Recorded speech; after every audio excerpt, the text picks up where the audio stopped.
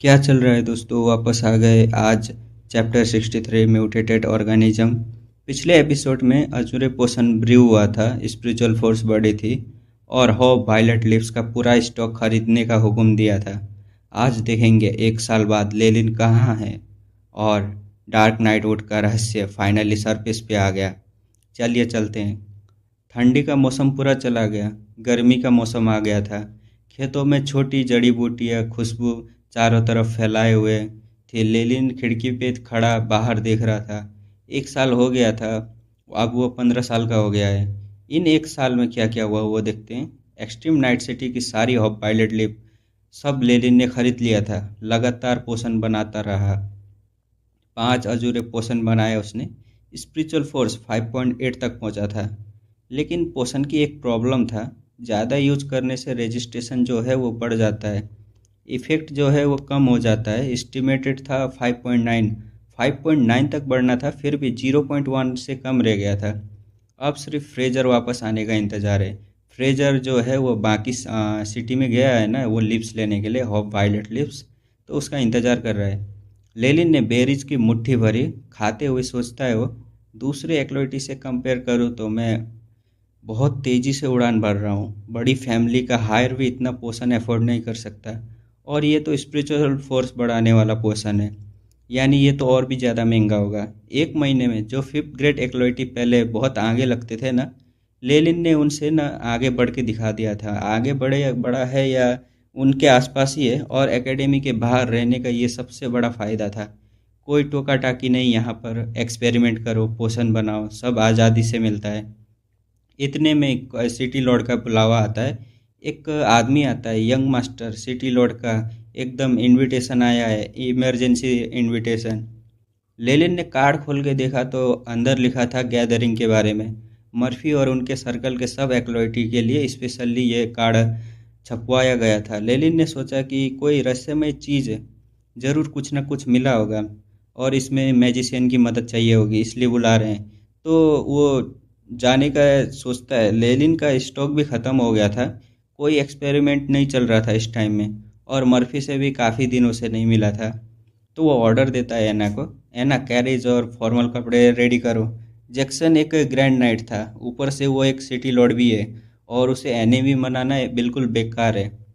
Carries एकदम चल रही थी, फिर कैरेज जाके कैसल के सामने रुकती है। लेलिन नीचे उतरता है, तभी दूसरी तरफ लाल भूरी लकड़ी की कैरेज, और उसमें निकलता है सफ़ेद दाढ़ी वाला अपना मुर्फी, किताब में हाथ पकड़े हुए। मर्फी की सारी झुर्रियाँ न खिल जाती हैं। वो बोलता है लेलिन को, बहुत दिनों बाद मिले दोस्त। लेलिन भी बोलता है, मुझे भी खुशी हुई स्कॉलर मर्फी, और दोनों हल्की सी झप्पी करते हैं। अंदर बटलर ने एक छोटे लिविंग रूम में सब कुछ रेडी करके रखा था, और कुछ एक्लोइटी तो पहले से ही बैठे हुए थे वहाँ पर। बीच में गोल सोफ़ा था, गोल टेबल लगा हुआ था सबके लिए बराबर। फिर जैक्सन भी आ गया वहाँ पर। भारी जिस्म, चौड़ी छाती, 1 साल में थोड़ा सा सफ़ेद बाल कानों पे पीछे, लेकिन और सब बाकी सब जो था वो सब सेम था। और वो बोलता है, आओ दोस्तों बैठो, कोई फॉर्मेलिटी की ज़रूरत नहीं है। मेड ने लाल चाय, राई, केक, बिस्किट सब कुछ सर्व किया। लेनिन मन ही मन सोचता है, ये कॉन्फ्रेंस है या आफ्टरनून टी? अंदर ही अंदर सोच रहा था वो। बातें चल रही थी चारों तरफ। अचानक जैक्सन कहता है, बैरन फे दवा की दुकान का क्या मसला है? और फिर दूसरा एक्लोइटी टॉपिक उठाते हुए कहता है, डार्क नाइट वुड का विदरिंग, कोई हल निकला है क्या उसके बारे में? मतलब विदरिंग मतलब तबाही। मर्फी बोलता है, माय लॉर्ड विस्काउंट के पास तो ज़रूर कोई सॉल्यूशन होगा ना। जैक्सन ने भी कड़वा मुस्कुराते हुए कहता है, दोस्तों मैंने रॉयल फैमिली को खबर भेजा है, अभी तक कोई जवाब नहीं आया, मैं खुद भी हैरान हूँ इसके बारे में। लेलिन का दिल धड़क गया इतना सुनते ही। मतलब जो रॉयल फैमिली का बंदा था ना, वो लेलिन ही था। तो रॉयल फैमिली पोलफील्ड किंगडम जो है उसके पीछे एफबीएस बॉन फॉरेस्ट एकेडमी है, इसलिए यह मिशन एकेडमी ने दिया था, और वो जो है वो मेन रिप्रेजेंटेटिव है। तो 1 साल से वो तो कुछ कर ही नहीं रहा। बस लेलिन ने जैक्सन को ना मुड़ के थोड़ा सा देखा, फिर कुछ नहीं कहा। उसने शांति से चाय पीता रहा। अंदर एक कड़वी हंसी हंसी, बाहर से बिल्कुल शांत था, और चाय का घूंट मार रहा था। एक लाल बालों वाला मिडल एज आदमी। लेलिन जानता था इसको, ये एक्सट्रीम नाइट सिटी में कपड़े का दुकान चलाता था।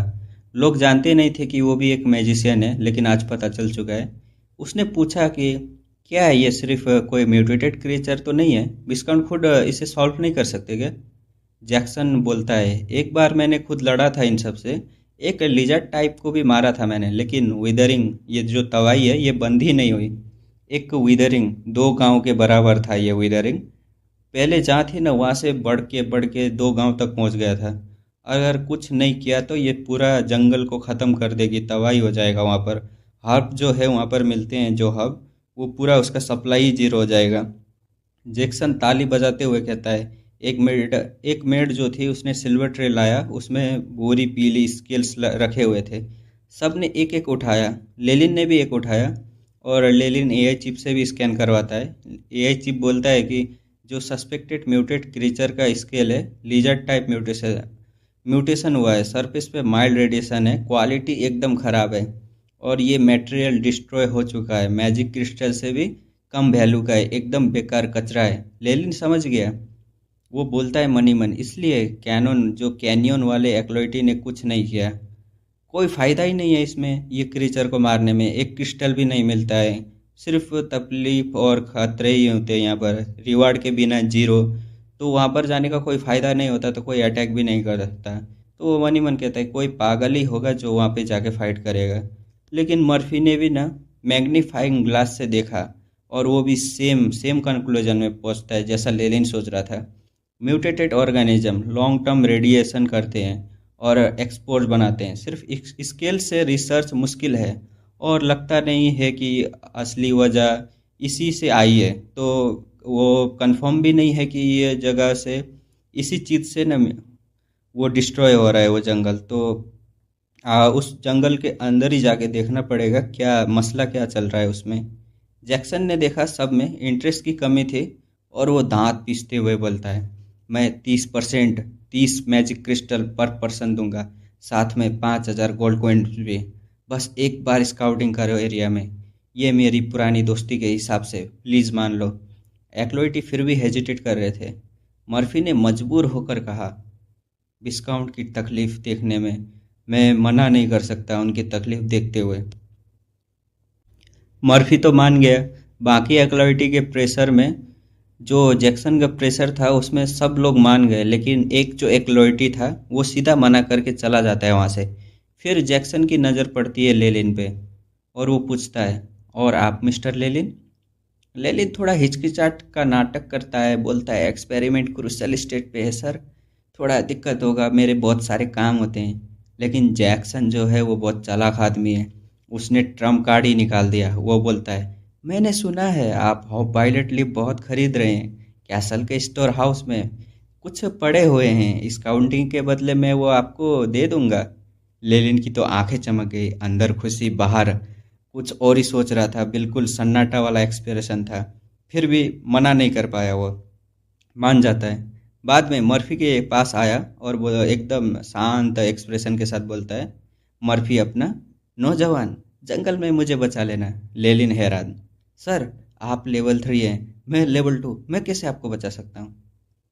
और फिर अपना मर्फी बोलता है, मैं बहुत बूढ़ा हूँ, बहुत स्पेल भूल चुका हूँ, स्पेल मॉडल में एक गलती तो मैं धमाके के साथ मेरी लाश भी नहीं मिलेगी। अपना लेलिन बोलता है, आखिरी बार स्पेल कब यूज़ किया था सर आपने?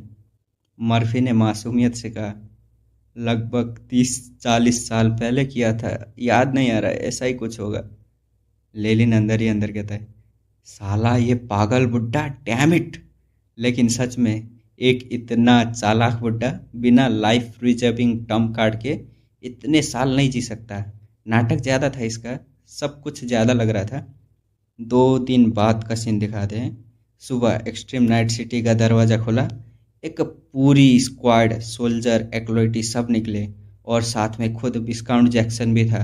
काला लोहे का कवच पहना हुआ, पूरा चेहरा ढका था हेलमेट से। मर्फी खुशी से कहता है, ग्रैंड नाइट साथ हैं, चैन तो आएगी, कुछ नहीं होगा। लेलिन और मर्फी ने धीरे धीरे बात की। मर्फी ने बताया कि 2 दिन में 2 स्पेल मॉडल याद कर लिए। लेलिन सोचता है मन ही मन, ठीक है, ये बुड्ढा ज़्यादा बेवकूफ़ नहीं लगता, कुछ ना कुछ तो है इसके पास। 20-20 के ग्रुप में न छोटे छोटे ब्लैक आयरन गार्ड भी चल रहे थे, और दोनों जानते थे, मतलब लेलिन और मर्फी, ये लोग तो सिर्फ जंगल में एक ही काम कर सकते हैं, वो है कैनन फोल्डर। आधे घंटे में जंगल के बाहर पहुंचते हैं।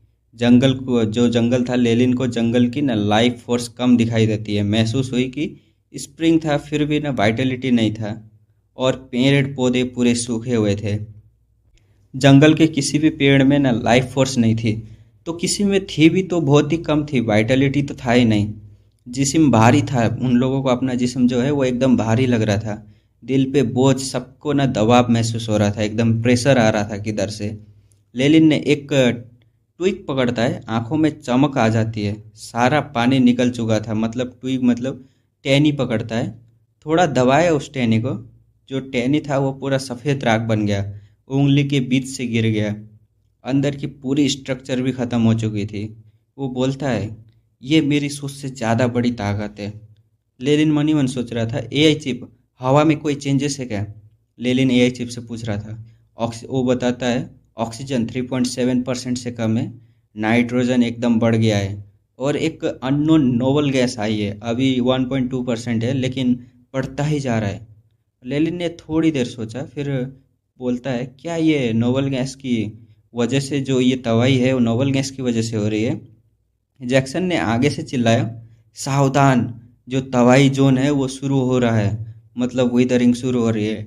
लेलिन ने लेदर आर्मर के नीचे चेक किया। एफबीएस पोन फॉरेस्ट एकेडमी की ग्रे रोब्स, डबल प्रोटेक्शन था उसके पास, मतलब लेलिन ने दो दो प्रोटेक्शन पहना था, एक एफबीएस पोन फॉरेस्ट का ग्रे रोब अंदर पहना था और बाहर से एक और आर्मर पहना था, डबल प्रोटेक्शन था। एकेडमी के बैच पहले से ही हटा दिया था, और जो प्रोटेक्शन वाला आर्मर पहना ना, उससे एक्सप्लोजिव पोशन भी तैयार किए थे उसने, ब्रू कैनियन से नई इंग्रेडिएंट बनाई थी। तो जंगल और गहरे हुए और सूखे मुरझाए हुए पेड़, हर तरफ मौत का माहौल लग रहा था। ये चिप वार्निंग देता है, आगे बहुत खतरनाक जीव है।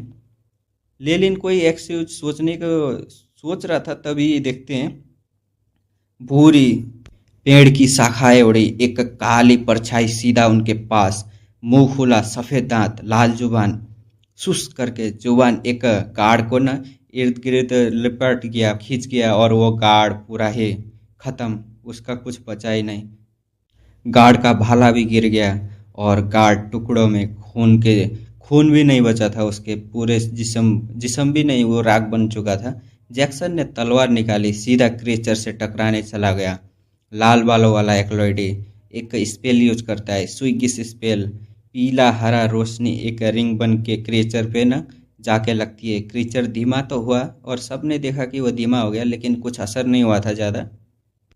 क्रीचर जो था वो 4 पैर थे, पीली भूरी त्वचा, सांप जैसा जुबान, माथे पे एक सींग भी था। लेलिन मनी मन कहता है, खबर मिली थी ये मारा जा चुका था, फिर ये कहाँ से आया? ये चिप, इसके नोट करो इसको। यह चिप बताता है, अननोन ऑर्गेनिज्म है, स्ट्रेंथ 5.5, एजिलिटी 4.7 और Vitality 5, spiritual force 3। Blue lizard से 67% मिलता जुलता है, और मैंस अर्थ स्नेक से 47% सिमिलर है। स्पिरिचुअल फोर्स तो कम है, लेकिन जो है ना इसकी शाखाएं के बारे में कुछ पता ही नहीं चल रहा, इसलिए जैक्सन अकेले इसे संभाल ही नहीं पाएगा। फिर स्विगिस स्पेल जो मारा था वो लाल वाला एक्लोइटी ने, क्रीचर धीमा पड़ गया था उससे, और जैक्सन ने इसका मौका पकड़ लिया। चला देता है वो डेथ आर्क ऑफ नाइट। तलवार से एक चमकता हुआ गोला निकलता है, ब्लेड की शक्ल में, क्रीचर की गर्दन के आर पार। लेलिन ने ऑब्जर्व किया, नाइट क्लास की लिंक टेक्निक थी ये। और मेरा क्रोस, वो बोलता है मनी मन, मेरा क्रॉसलेस जैसे प्रॉपर्टी, लेकिन जैक्सन बिल्कुल कैजुअल, कोई स्पेशल टेक्निक भी नहीं था इसमें, लगाया गया ही नहीं था। दोनों दोनों जो हैं वो क्रीचर और ये अटैक टकरा गया। क्रीचर कुछ कदम और चला आगे, फिर धाम से गिर गया।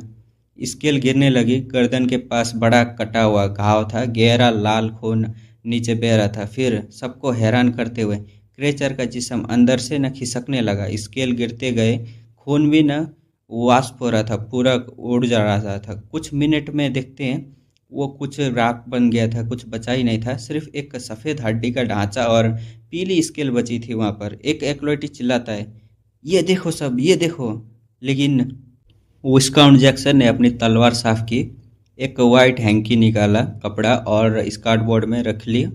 और ये देखना ज़रूरी है कि पहले भी ऐसे जो हुआ था ना, क्रिएचर मरा था तो वो भी नहीं मरा था, वो भी ऐसे ही मरा था फिर वापस आ गया था। ये सबके लिए शॉकिंग था, क्रिएचर मरा लेकिन उसकी बॉडी खुद ब खुद जो है वो डिसइंटीग्रेट हो गए, उनको कुछ लूट ही नहीं मिला। वाइट स्मोक जो है वो निकल रही थी। लेलिन सोचता है ये तो नेचर के लॉ के अगेंस्ट है। लेलिन ने एक हड्डी उठाया, क्यूरियोसिटी से उठाया था उसने। हड्डी ना काफ़ी ड्राई था, बिल्कुल सूखी हुई, क्रैक भरी हुई थी। एक हल्का प्रेशर करो तो भी वो टूट जाती, ऐसा लग रहा था। लेलिन ने थोड़ा ज़्यादा फोर्स किया तो ना वो हड्डी पाउडर ही हो गया था। लेकिन पाउडर में लेलिन की आंखें तेज हो गई। कुछ थिन थ्रेड लग रहे थे, रस्सी के तेज से बेंच जैसे लग रहे थे, नशे जैसे। एआई चिप ने तुरंत अलर्ट दिया, टारगेट स्किल जो है वाइटलिटी एनर्जी हाई लेवल पर ना डिटेक्ट हुआ है, होस्ट को दूर रहने की सलाह दी जाती है। लेलिन ने झटपट से पाउडर फेंका और अपने हाथों को इंटरनल एनर्जी पार्टिकल से साफ किया। मर्फी ने नोटिस किया, पूछता है क्या हुआ? इन हड्डियों से दूर रहना। लेलिन तुरंत चिल्लाते हुए कहता है अंदर कुछ है। लेलिन पूरा अलर्ट कर रहा था तो सबको। और तभी एक उसकी सूखी हुई लिजार्ड की स्केलेंटर पर लार्ड ब्लड वेन्स उभरने लगे। मतलब वो सूखा हुआ लिजार्ड जो था, स्केलेटन बना हुआ पड़ा हुआ, तब से पड़ा हुआ था, उसके ऊपर ब्लड वेन्स जो हैं नसें उभरने लगी थी, हर जगह छोटे छोटे होल्स, जैसे वो वेन्स पहले ही हड्डियों से अंदर न छिपी हुई थी, वो पूरे उभरने लगे थे। वो फिर रिमॉडल हो रहा था, जिंदा हो रहा था। देखते ही देखते वो वेन्स बाहर निकली, एक दूसरे में उलझी, एक पेड़ की शाखाओं की तरह, और ट्रांसफॉर्म होने लगी। एक नया क्रिएचर बन गया था, पहले वाले जैसे शेप, लेकिन अब पूरा ब्लड रेड था। हर जगह से लाल वेन्स बाहर निकल रही थी, ना आंखें ना मुख, सिर्फ 4 मौजूद पैर थे उसके। इतनी तेज मूवमेंट की कि सिर्फ एक रेड ब्लरी लाइन दिखी, और वो क्रेचर वहां से भाग रहा था। जैक्सन ने तलवार निकालते हुए चिल्लाया, पीछा करो, ये क्रेचर और भी तबाही लाएगा ये जंगल में। कनेक्टेड रहो, सब लोग पीछा करो। लेकिन एक्चुअली ये ऑर्डर देने वाला सिर्फ जैक्सन नहीं था। एक ग्रे रोब में थका हुआ आदमी जो जैक्सन के पास ही था, उसने जैक्सन के कान में कुछ कहा था, और तभी जैक्सन ने ऑर्डर दिया था। लेलिन ने ऑब्जर्व किया कि ये ग्रे रोब्ड इंसान जो है एक्सट्रीम नाइट सिटी से साथ में आया है, हमेशा जैक्सन के पास ही रहता है, ट्रस्टेड साइट लगता है। और स्कैन किया तो वो लेवल 2 एक्लोइटी का एनर्जी वेव्स था। काफ़ी इंटरेस्टिंग बंदा था। ब्लैक आयरन गार्ड तुरंत एक्शन में आ गए। जैक्सन और एक्लोइटी के इर्द गिर्द प्रोटेक्टिव सर्कल बनाया गया। फिर मर्फी ने हाल एकदम हेल्पलेसली कहा, चलो फॉलो करते हैं भाई। वो तो पीछे पीछे चल रहा था, बस कुछ अटैक वटैक नहीं कर रहा था। लेलिन पर्पसली अपनी स्पीड जो है वो स्लो करके मर्फी के साथ साथ ही चल रहा था। ये जो पहले वाला क्रिएचर था, क्या लगता है इसके बारे में? मर्फी ने जवाब दिया लेलिन को। लेलिन पूछ रहा था मर्फी से। ये लोग आपस में बात करते हुए पीछे पीछे सब कुछ देखते हुए चल रहे थे। आगे जैक्सन और उसका जो आदमी है कि वो, और उसके जो सोल्जर लोग हैं वो ये लोग अटैक कर रहे थे अभी। तो मर्फी अपना जो है वो जवाब देता है, पैरासाइट लगता है यार, और जो वो मदर पेरेंट्स होंगे ना, उससे बेस्ड होंगी। तो ये मदर जो है दूर रह के कंट्रोल कर रही होगी। उसमें एक कम से कम लेवल 3 एक्लोइटी की स्ट्रेंथ तो होनी ही चाहिए, या फिर कोई ऑफिशियल मैगोस भी हो सकता है इसको कंट्रोल करने वाला। लेलिन ने सर हिला के सोचा, एक ऑफिशियल मैगोस? अगर ऐसा होता तो मैं पहले ही भाग जाता। वो मन ही मन कह रहा था। उसको मर्फी को सीधा जवाब नहीं देता। लेकिन एआई चिप ने ना कैलकुलेशन के अकॉर्डिंग मैक्सिमम लेवल 3 की स्ट्रेंथ हो सकती है। होपफुली एआई चिप ने सब कुछ डाटा एनालाइज करके बता दिया था। और फिर लेलिन ने थोड़ा फ्रस्ट्रेशन में फील किया। सिर्फ एक इन्वेस्टिगेटिव मिशन था, खुद चूज किया था, और उसमें भी लेवल 3 एक्लोइटी स्ट्रेंथ वाला क्रेचर। मेरी किस्मत भी क्या है भाई, यहाँ पर ऑफिशियल मैगोस की बात चल रही है। अच्छा हुआ मैं अकेला नहीं आया, वरना नॉवल के मेन कैरेक्टर की तरह मैं भी पावर बर्स्ट से शायद मर ही जाता। लेलिन नेगेटिव फील कर रहा था।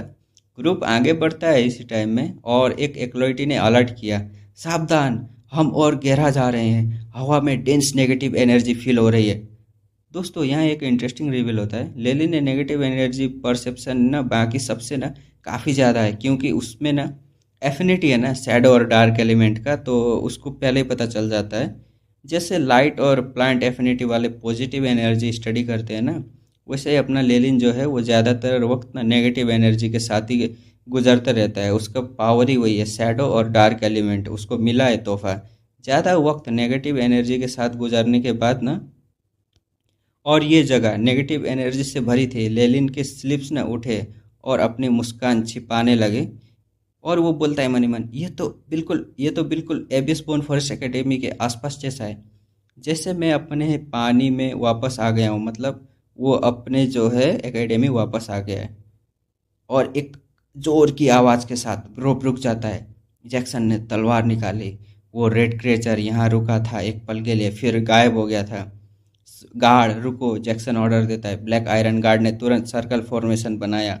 मर्फी ने आसपास देखा। वो जो तबाही थी ना जंगल में, उसका दिल था, ये मेन सेंटर पॉइंट था। यहाँ से ही इसका सेंटर में ना पहुँचने का तरीका मिल सकता था। मतलब ये सेंटर भी नहीं था। मर्फी ने अपने रोप से एक काला पोषण निकाला, प्लग खोला, फ्लोर पर फेंक दिया, और काला लिक्विड जमीन पे गिरा और छोटे छोटे काले चींटी बन गए। हर तरफ भागने लगे, 10,000 से भी ज़्यादा। लेलिन ने देखा और सोचा, ये स्काउटिंग मेथड तो कमाल की है।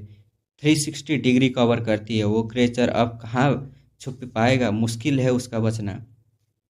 कुछ देर बाद एक चींटी मर्फी के पास वापस आई। उसके कपड़ों पर छेद की। उसने कान में कुछ फुसफुसाते हुए कहा, और जैसे कि कुछ विस्पर कर रहे हो, मतलब फुसफुसा रहे हो। मर्फी ने अनाउंस किया, मिल गया, पीछे आओ, वो मुझे मिल गया। एक सूखे ओक ट्री के पास पहुंचे वो लोग। ये ट्री हटाओ, ले वो मर्फी बोलता है। नीचे एक सीक्रेट टनल था। जैक्सन ने ऑर्डर दिया, स्क्वाड 1 जो है वो आगे बढ़ो। गार्ड ने पाइक से ओक ट्री पर अटैक किया। बाग टुकड़े टुकड़े हो गए जैसे बर्फ गिर रही हो। ट्री हटा दिया गया था। एक काला सिनिस्टर टनल रिवील हुआ। अंदर कुछ बहुत खतरनाक है। मर्फी ने चींटियों को वापस अंदर भेजा इन्वेस्टिगेशन करने के लिए। सडनली मर्फी का चेहरा पेल हो गया। वो गिरने ही वाला था। लेलिन ने तुरंत उसकी कमर थामी और पूछता है, मर्फी क्या हुआ? मर्फी ने बैरली बोलते हुए कहा, अंदर कुछ बहुत बहुत खतरनाक है। उसने मेरी सारी चीटियाँ ख़त्म कर दी। एक एक्लोइटी ने बेवकूफ़ी भरी बात की थी इसी टाइम में। तो क्या हम वापस चल जाएं? जैक्सन ने फॉर्म होकर कहा एकदम गुस्से में। नहीं, आग लगाओ इस चीज़ को, हम नीचे जाएंगे। दोस्तों, ये जैक्सन भी ना बहुत हिम्मत वाला लगता है। हिम्मत वाला कहें या बेवकूफ़, कुछ भी कह लो। एक चीज़ तो तय थी कि ये नीचे बहुत ना इंटरेस्टिंग चीज़ है, देखते हैं क्या है। गार्ड्स ने तुरंत टॉर्च रेडी किया। टनल में अंदर घुसे, पहला क्राउच करके, लेकिन ना आगे बढ़ा तो ना बड़ा बड़ा होता गया। मतलब टनल और बड़ा होता गया। जितना आगे जाओ उतना बड़ा बड़ा होते जा रहा था। इतना बड़ा कि काफ़ी गार्ड ना एक साथ चल पा रहे थे वहाँ पर, और टॉर्च उठाते हुए देख रहे थे आसपास। लेलिन सोचता है इतने में, इतनी बड़ी कि मतलब अंदर जो पेरेंट्स वाला टीचर, मेन जो एनिमी है, मॉन्स्टर है, उसकी बॉडी बहुत बड़ी होगी। मुश्किल है इसे जीतना। लेलिन ने अपनी कमर पर लटका हुआ लेदर सैक जो है वो देखा। अंदर multiple drum card special preparation था। अगर ये सब ना होते तो वो कभी आता ही नहीं, और वो कब का ग्रुप छोड़ के भाग चुका होता। जिंदगी डिस्काउंट की है तो कीमत भी उसे ही चुकानी पड़ेगी। उसका कोई मतलब ही नहीं था। स्ट्रेट फॉरवर्ड बंदा है, अपने फ़ायदे के लिए ही सोचता है। तो वो कब का अभी भी भागने का ही सोच रहा है। आगे से स्काउट लीडर की आवाज़ आई, लॉर्ड विस्काउंट, आगे आगे एक बहुत बड़ा किला है, 2 टनल। जैक्सन आगे गया। लेलिन भी आगे चल रहा था उसके साथ। दो बिल्कुल अलग अलग टनल दिखाए जाते हैं। अंधेरा इतना गहरा था कि कुछ अच्छे से पढ़ नहीं पा रहे थे। जैसे किसी बड़े जानवर का ना मुंह खुला हो, ऐसा लग रहा था सबको।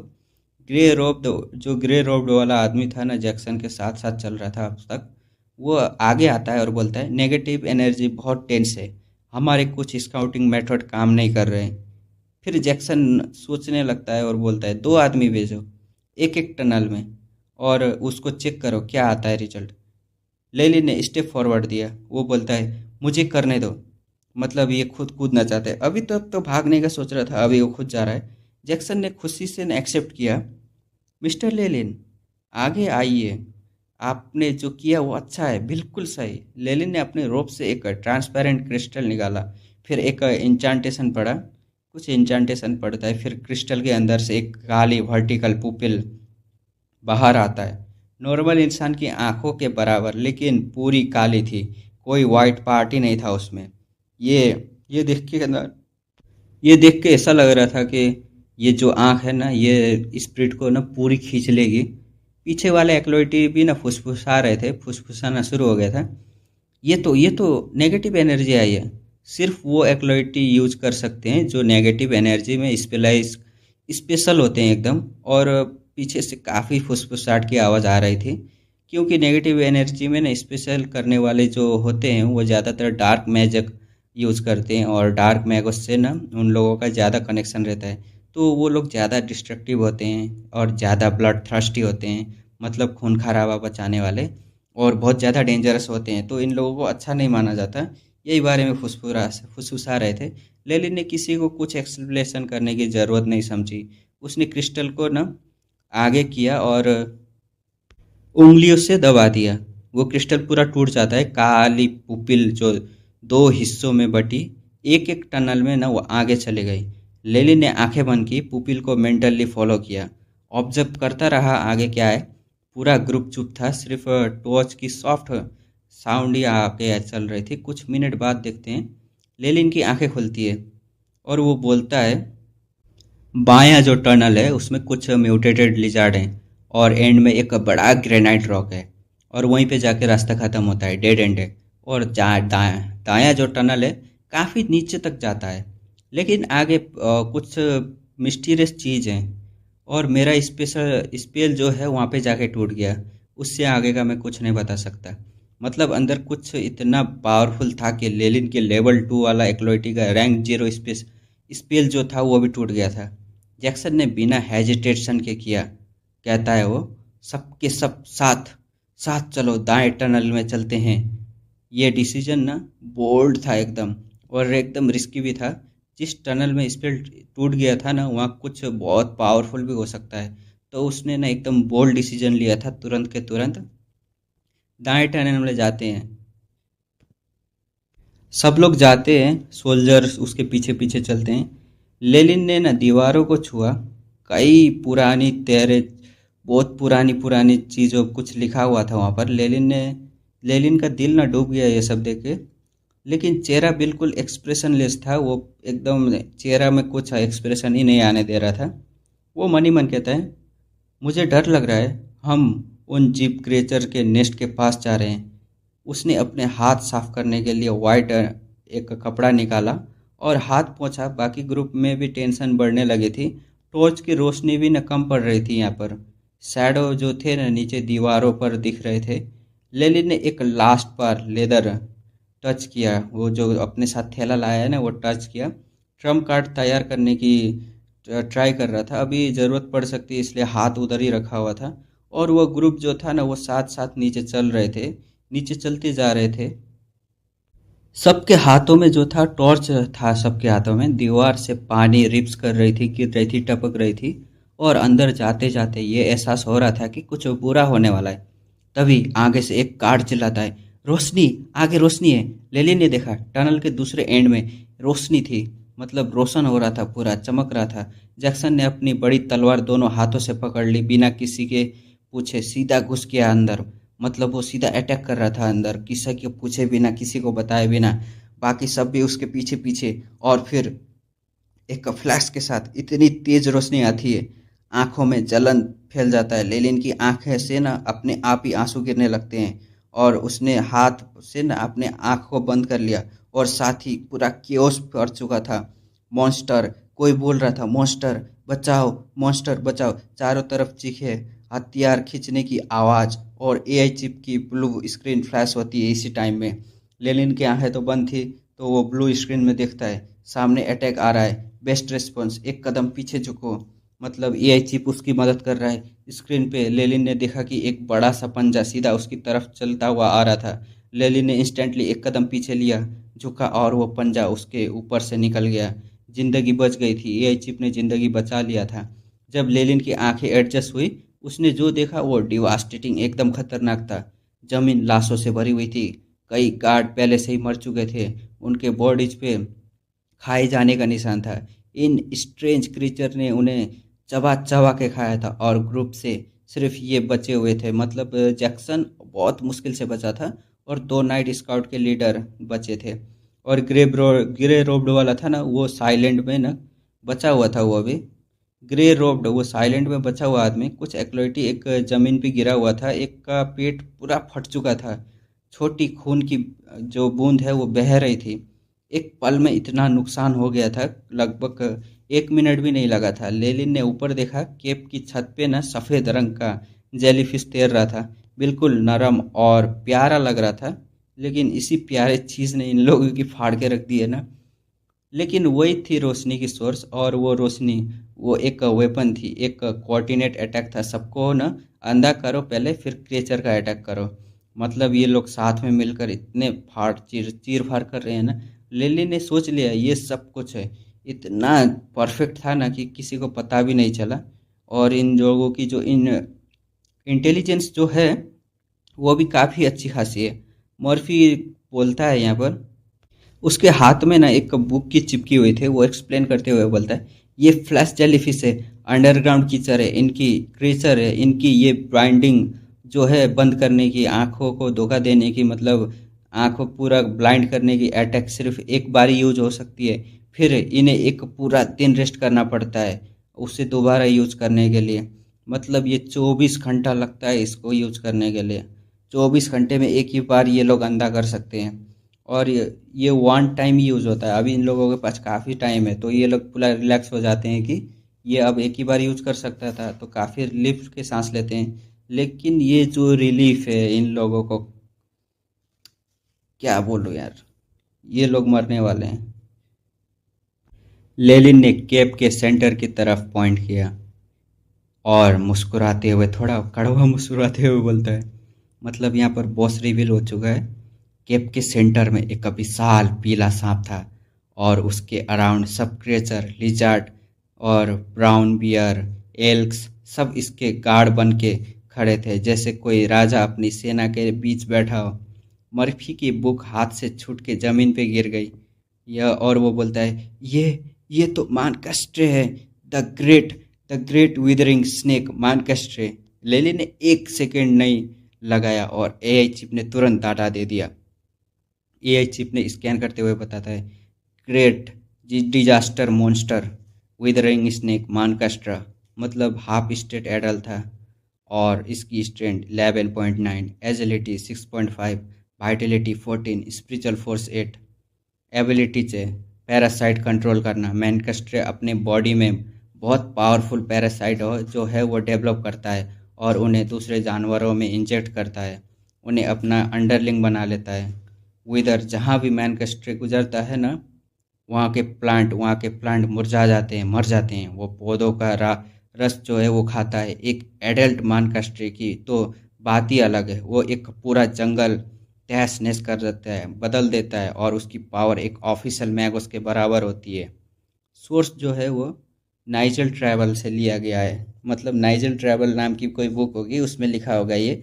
लेलिन ने सांस ली, हाफ एडल्ट बॉडी, अभी एडल्ट नहीं हुआ था, मतलब इन लोगों का जीतने का चांस है। और वो बोलता है, हमारे पास चांस है। उसने ज़ोर से मर्फी को बोला, मर्फी इस सांप के अपीयरेंस से ना मत डरो, ये अभी बच्चा है। एडल्ट मानकस्ट्रे 100 मीटर से बड़ा होता है, ये उतना बड़ा नहीं है, हम लड़ सकते हैं। मर्फी ने ध्यान से सांप की तरफ देखा, ब्राउन येलो और थोड़ा रिकवर हुआ। और वो बोलता है, हाँ सच में, और पैरासाइट भी ज़्यादा नहीं है, ये हाफ एडल्ट है। जैक्सन ने मानकेस्टर को घूरते हुए पूछा, तो ये वही चीज़ है ना जो ये चीज़ को तबाह कर रही है, जंगल को सुखा रही है? मर्फी ने एक्सप्लेन किया। और दोस्तों, एक्सप्लेनेशन जो है ना, वो जो जैसे एक्सप्लेनेशन करता है बहुत इंटरेस्टिंग है। मानकास्टर बेसिकली एक लेजी विलन है। वो बोलता है, मतलब वही बोलता है, मैं नहीं बोल रहा, वो खुद मूव नहीं करता, वो खुद खाना ढूंढता भी नहीं है। तो वो क्या करता है, वो पैरासाइट बनाता है, उन्हें दूसरे जानवर में इंजेक्ट कर देता है, और वो जानवर उसके लिए पूरा जंगल से खाना लाते हैं, और जंगल के प्लांट वो उनका रस पीता है सीधा रूट से, मतलब जड़ से, इसलिए पूरा जंगल सूख जाता है। मतलब इन सब के पीछे यही था। जैक्सन ने प्लान बनाया, अगर हम इसे मारे या भगाए तो जंगल रिकवर हो सकता है ना। मर्फी थ्योरी में कहता है, थ्योरी में तो हाँ, लेकिन इसे मारना ज़रूरी है या इसको यहाँ से दूर करना? जंगल अपने आप स्लोली रिकवर हो जाएगा। चाहे मारो या ऐसे भगा दो। लेकिन वो बड़ा सा सांप एकदम गरज पड़ा। एक आवाज़ जैसे मतलब कांच छेदने वाली आवाज़ थी, एकदम पीसेस में पीसेस में, एकदम बहुत बेकार आवाज़ थी उसकी। और उसके उसके जो क्रेचर है उसको ऑर्डर दे रहा था वो, उन्होंने ऑर्डर मिलते ही सबके सब एक साथ चार्ज कर देते हैं। लेलिन ने सीन देखा और जल्दी कैलकुलेट करने लगा। बहुत ज़्यादा क्रिएचर थे वहाँ पर। और वो बोलता है, मैं अपना मैजिक पावर अभी वेस्ट नहीं कर सकता, मानकास्टर अभी भी जिंदा है, तो इन सब में मैं वेस्ट नहीं कर सकता, मुझे अपना जो पावर है उसे बचा के रखना होगा। AI chip most most optional attack method simulate करो। चिप ने इंस्टेंटली डाटा प्रोसेस किया और लेलिन को रियल टाइम गाइडेंस देने लगा। वो बोलता है, हर क्रिएचर का attack pattern, weakness, best counter. लेलिन ने अपने क्रॉस ब्रेड में निकाला, एक ब्राउन बियर का अटैक किया। लेलिन ने एक स्टेप साइड किया, क्रॉस ब्लेड ने एक एंगल से न बियर के पंजे को डिफ्लेक्ट किया, मतलब बियर के साथ लड़ रहा है, और सीधा बियर की खोपड़ी में घुसा देता है। बैंग के साथ विशाल भूरी लाश जमीन पे गिर जाती है। बियर को इंस्टेंटली किल कर देता है अपना लेलिन। इतना क्लीन किल था कि खुद मैनकस्टने ने लेलिन को ने नोटिस कर लिया था। मतलब उसने एकदम जल्दी में फटाफट मार दिया था। लेलिन को अपनी खोपड़ी पे ना एकदम फील होता है, और वो देखता है कि उसने भी नोटिस कर लिया था कि मानकास्टर उसके ही तरफ देख रहा है, और वो जल्दी से दूर हो जाता है, मतलब नोटिस न होने नहीं देता अपने आप को। जैक्सन भी न उधर साइड में लड़ रहा था, वो न जैसे हवा बन गया, क्रेचर के बीच से गुजरते हुए खून की लाशें लाशें छोड़ता हुआ जा रहा था। इसके नाइट टेक्निक की एजिलिटी बूस्ट कर दी थी, और स्पीड तो एकदम फास्ट हो गया था, लेलिन के सोच से भी ज़्यादा फास्ट। दूसरे एक्लोइटी भी रैंक 0 स्पेल जो है यूज करके क्रेचर को मारे जा रहे थे। मैनकास्टर को फीड किया तो देखते हैं, और फिर कुछ अजीब होता है वहाँ पर। वो ब्राउन बियर जो लेलिन ने मारा था ना, उसकी लाश रैपिडली डिकम्पोज होने लगी, हड्डियों से लाल वेंस निकलती हैं। वो लाल क्रेचर जो ग्रुप से पहले ना चेज करा गया था, वो क्रेचर सीधा मैनकास्टर के मुंह में जाके घुस पड़ता है। मतलब वो बियर था, वो सीधा मुंह में जाके घुस गया। इसेक ने अपना मुंह खोला और अंदर खींच लिया उसे। वो जो क्रेचर है वो सीधा मुंह में निगल लिया था उसने। फिर आगे देखते हैं, लेलिन पूरा शॉक। वो बोलता है चिल्लाते हुए, वो पैरासाइट वापस ले रहा है। बॉडी कंज्यूम होने के बाद वो अपनी एनर्जी रिक्लेम कर रहा है, और पैरासाइट खाता है मानकास्टर जो है वो आंखें लाल हो जाती है। वो गुस्से में एकदम मानकास्टर अपनी पूरी बॉडी को फैलाते हुए पूरी केप कांपने लगती है। वो जो फैलाता है तो बॉडी एकदम अनलिश करता है फाइनल बैटल। मानकास्टर की स्पीड एजिलिटी 6.5 और एक बॉडी हिलाने के साथ ही अनबिलीवेबल फास्ट। मतलब जो जैक्सन अभी तक इतना फास्ट था उससे भी ज़्यादा फास्ट। लेलिन इतनी स्पीड के साथ सिर्फ ना उसका जो है आफ्टर इमेज जो रह जाता है पीछे, वही देख पा रहा था। मानकास्टर सीधा जैक्सन पे झपट पड़ता है, क्योंकि वही था यहाँ पे सबसे ज़्यादा स्पीड। वो आया इतनी तेज़ी से कि कुछ भी ना नोटिस ही नहीं हुआ, किसी को पता ही नहीं चला। जैक्सन ने कॉम्पेनियन को चिल्लाया। जो जैक्सन के कॉम्पेनियन है ना सोल्जर लोग, वो चिल्लाते हैं, सर जैक्सन ये इंसान ना एक लेजेंड है। इस टाइम में भी उसे पता चल गया है कि वो जो है वो मोमेंट में वो बिल्कुल नहीं डरता। वो इंटरनली एनर्जी को एक साथ रिलीज करता है। तलवार इतनी तेजी से चलाता है कि आंखों से ना अटैक करने को ना मुश्किल हो रहा था। सीधा मैनकास्टर के सर पे जाके ना वार करता है। मतलब उसकी जो फास्ट है वो लेलिन को तक नहीं दिखाई दिया, लेकिन जैक्सन जो है उसने पता कर लिया वो कहाँ से अटैक कर रहा है, और सीधा उसके सर पे जाके ना मैनकास्टर के सर पे जाके वार करता है। लेकिन तलवार की सिर्फ ना एक सफ़ेद निशानी छोड़ पाता है। मतलब मैनकास्टर अभी भी स्ट्रांग तो है। जैक्सन ने उस फोर्स से सांप के जौ से न बच गया था, मतलब मुंह से बच गया था। बहुत क्लोज था लेकिन बच गया था। दोनों नाइट आगे आते हैं, जैक्सन की मदद करते हैं। मानकास्टर रोर करता है इतने में, और उन्हें सीधा निकलने की कोशिश करता है। एकदम जिंदा खा लिया जाता है। मतलब वो दोनों गए भाई। अपना जैक्सन तो बच गया, लेकिन वो दोनों गए गए गए गए। एक्लोइटी ने अपनी पूरी स्ट्रेंथ लगा दी थी। Secondary fireball, acidic एक्वाशॉट।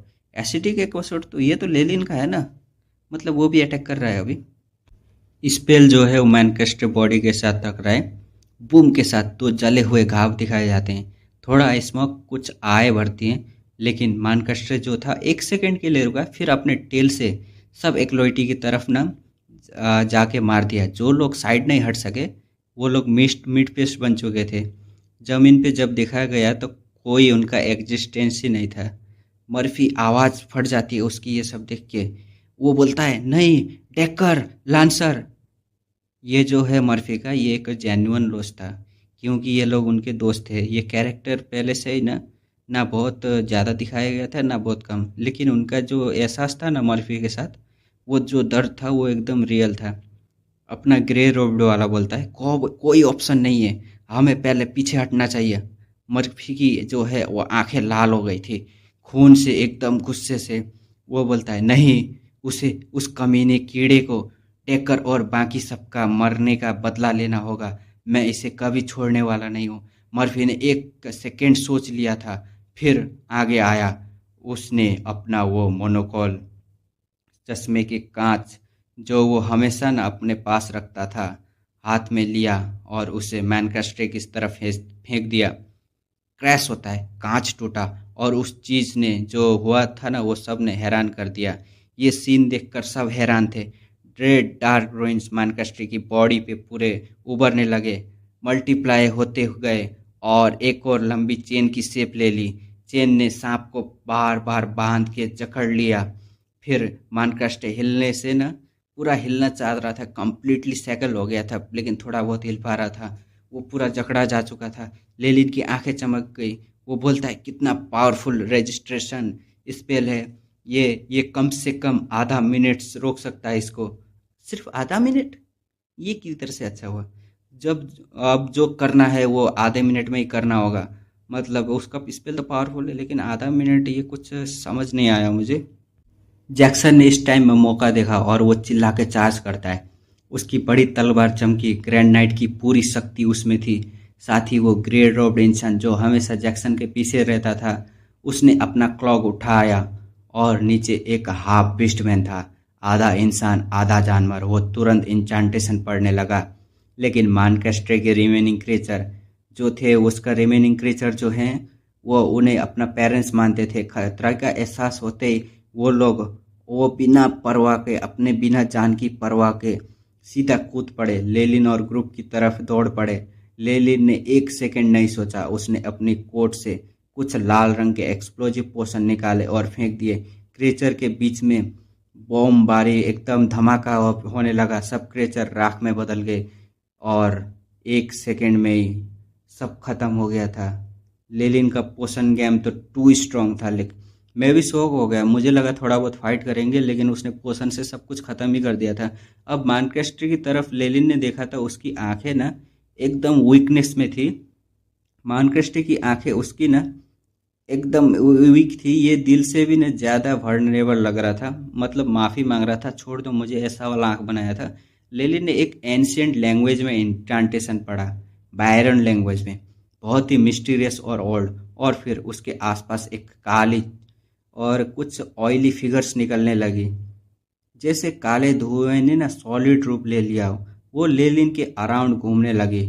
उसमें से बबल निकल रही थी और एक आवाज़ आ रही थी, जैसे कोई चीज़ ना एकदम बन रही हो, डिकम्पोज हो रही हो। धीरे धीरे वो ब्लैक ऑयली फिगर एक काले शेर की सर के शेप में बदल गया।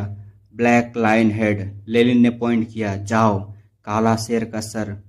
वो सर एकदम रोर करते हुए मानकास्ट्रे आंखों पे न सीधा जम कर देता है। शेर ने दोनों आंखों दबोच लिया। मानकास्ट्रे की तो चीखें निकल गई थी। मानकास्ट्रे तड़पता रहा, चीखता रहा, रूइन शक्ल से लड़ रहा था। और फिर मर्फी ने कास्टिंग जो था उसका स्पेल टूट गया। मर्फी चिल्लाता है, जल्दी करो, मैं ज़्यादा देर नहीं रोक सकता। और उस शेर का सर धीरे धीरे डिजॉल्व होने लगा। काले तेल की तरह वो बहकर मानकास्ट्रे की पूरी सर पे फैल गया था। दोनों आंखें ढक लिया गया था। मानकास्ट्रे अब अंधा था, मतलब मौका था। अभी है मौका। लेलिन की आंखें चमकने लगी। उसने अपने कोट से एक टेस्ट ट्यूब निकाला। अंदर एक ब्लैड रेड लिक्विड था। सिर्फ देख के ही डेंजर फील हो रहा था ये लिक्विड को। ये वही एक्सप्लोजिव पोशन थी जैसे पहले यूज की थी। वो इसके कंपेनियन थे ना मानकास्ट्रे के, उनके ऊपर यूज किया था। लेकिन बहुत बड़ी ब्लास्ट, रेडियस भी ज़्यादा कुछ नहीं कर पाई थी उस मानकास्ट्रे की।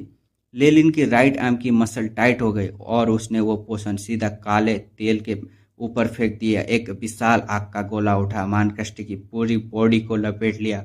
वो सांप अब एक जिंदा बर्निंग एकदम जल रहा था, जिंदा जिंदा अपना सर चारों तरफ हिला रहा था, दर्द से चिल्ला रहा था।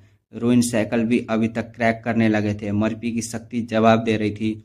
लेलिन ने नोट किया, ये डिकम्पोजिंग अंडरग्राउंड ऑयल और एआई चिप का मॉडिफाइड एक्सप्लोजिव पोशन मिला के कम से कम जो है वो 9 डिग्री का ना कंबाइंड अटैक कर सकते हैं। ब्लू लाइट लेलिन की आंखों में फ्लैश करते हुए, यह चिप डाटा रिकॉर्ड कर रहा था इस टाइम में। मतलब वो ब्लू लाइट जो है वो पूरा डाटा एकदम रिकॉर्ड कर रहा है, लेकिन वो ना लेलिन हाँफ रहा था इस टाइम में। चेहरा बिल्कुल सफ़ेद पड़ गया था, जैसे पूरी मैजिकल और स्पिरिचुअल एनर्जी ना खर्च हो गई हो। वो थोड़ा लड़खड़ाया भी, लेकिन और ये बहुत इम्पोर्टेंट था कि उसको रोके रखना। उसकी स्लिप में किसी को ना दिखाए भी ना एक और मॉडिफाइड जो एक्सप्लोजिव पोशन थी ना वो छुपी हुई थी। मतलब उसका प्लान भी अभी तक रेडी था। लेकिन कभी भी दूसरों पे ना पूरा भरोसा नहीं करता, खासकर जो क्रिटिकल मोमेंट होते हैं ना उस टाइम में तो बिल्कुल भी नहीं। ये उसकी सर्वाइवल ना फिलोसॉफी है। पूरा प्लान दूसरों पे ना मत छोड़ो, खुद भी बैकअप रखो। ये उसका अभी कैरेक्टर का समझ आता है। अब हाफ बीस्टमैन की इंचांटेशन कंप्लीट हुई। पूरे जो है ना उसके टोटके शुरू होते हैं। मैं वो बोलता है, मेरे पूर्वज के टोटेम की शक्ति, अब बर्फ बनाओ और मुझे मानकृष्ण को मारने की ताकत दो। ये क्या बोल रहा है मैं समझा नहीं, छोड़ो आगे बढ़ते हैं। उसने जैक्सन की तलवार को ना हल्के से टच किया, तलवार पे बर्फ जमने लगी। धीरे धीरे पूरी एकदम धार न बर्फ से न ढक गई और तलवार की साइज डबल हो गई। एक फ्रोस्ट जो था ग्रेट सोर्ड बन गई थी, एक विशाल क्रिस्टलाइज आइस सोर्ड। लेलिन ने एआई चिप से इंस्टेंटली स्कैन किया। इस वक्त जैक्सन के हाथ में सोर्ड की पावर एक बेसिक लेवल मैजिक आर्टिफैक्ट के बराबर थी। डिसेंट इंचेंटेशन टेक्निक है। लेलिन ने एप्सरी जो है वो खुश हो गया था, ये देखे एप्रिसिएट कर रहा था। जैक्सन और हाफ बिस्टमैन ये दोनों क्लियरली पहले भी ना साथ लड़ चुके थे। एकदम परफेक्ट कोऑर्डिनेशन था। जैक्सन ने अपनी पूरी स्ट्रेंथ ग्रैंड नाइट की एनर्जी उस फ्रोस्ट स्वॉर्ड में डाल दी थी। वो रोर करते हुए और मानकृष्ण की गर्दन पे एक विशाल वार करता है। आधा मीटर गहरा घाव गले में पड़ जाता है। पूरा अभी तक पूरा गला नहीं कटा था, वो आधा ही काट पाया इतना पावर यूज करके भी। मतलब सोचो मानकृष्ण कितना पावरफुल होगा। इतना गहरा कि हड्डियों भी ना, अभी हड्डियां भी दिख रही थी। लाल खून बह रहा था उसके गर्दन से। मानकृष्ण ने दर्द में अपना सर एकदम जोर जोर से ना जमीन पे मारने लगा। जैक्सन भी ना वो देख रहा था। जैक्सन उड़ के दूर जा गिरा। उसकी ना ब्रेस्ट प्लेट अंदर तक न एकदम धंस गई थी।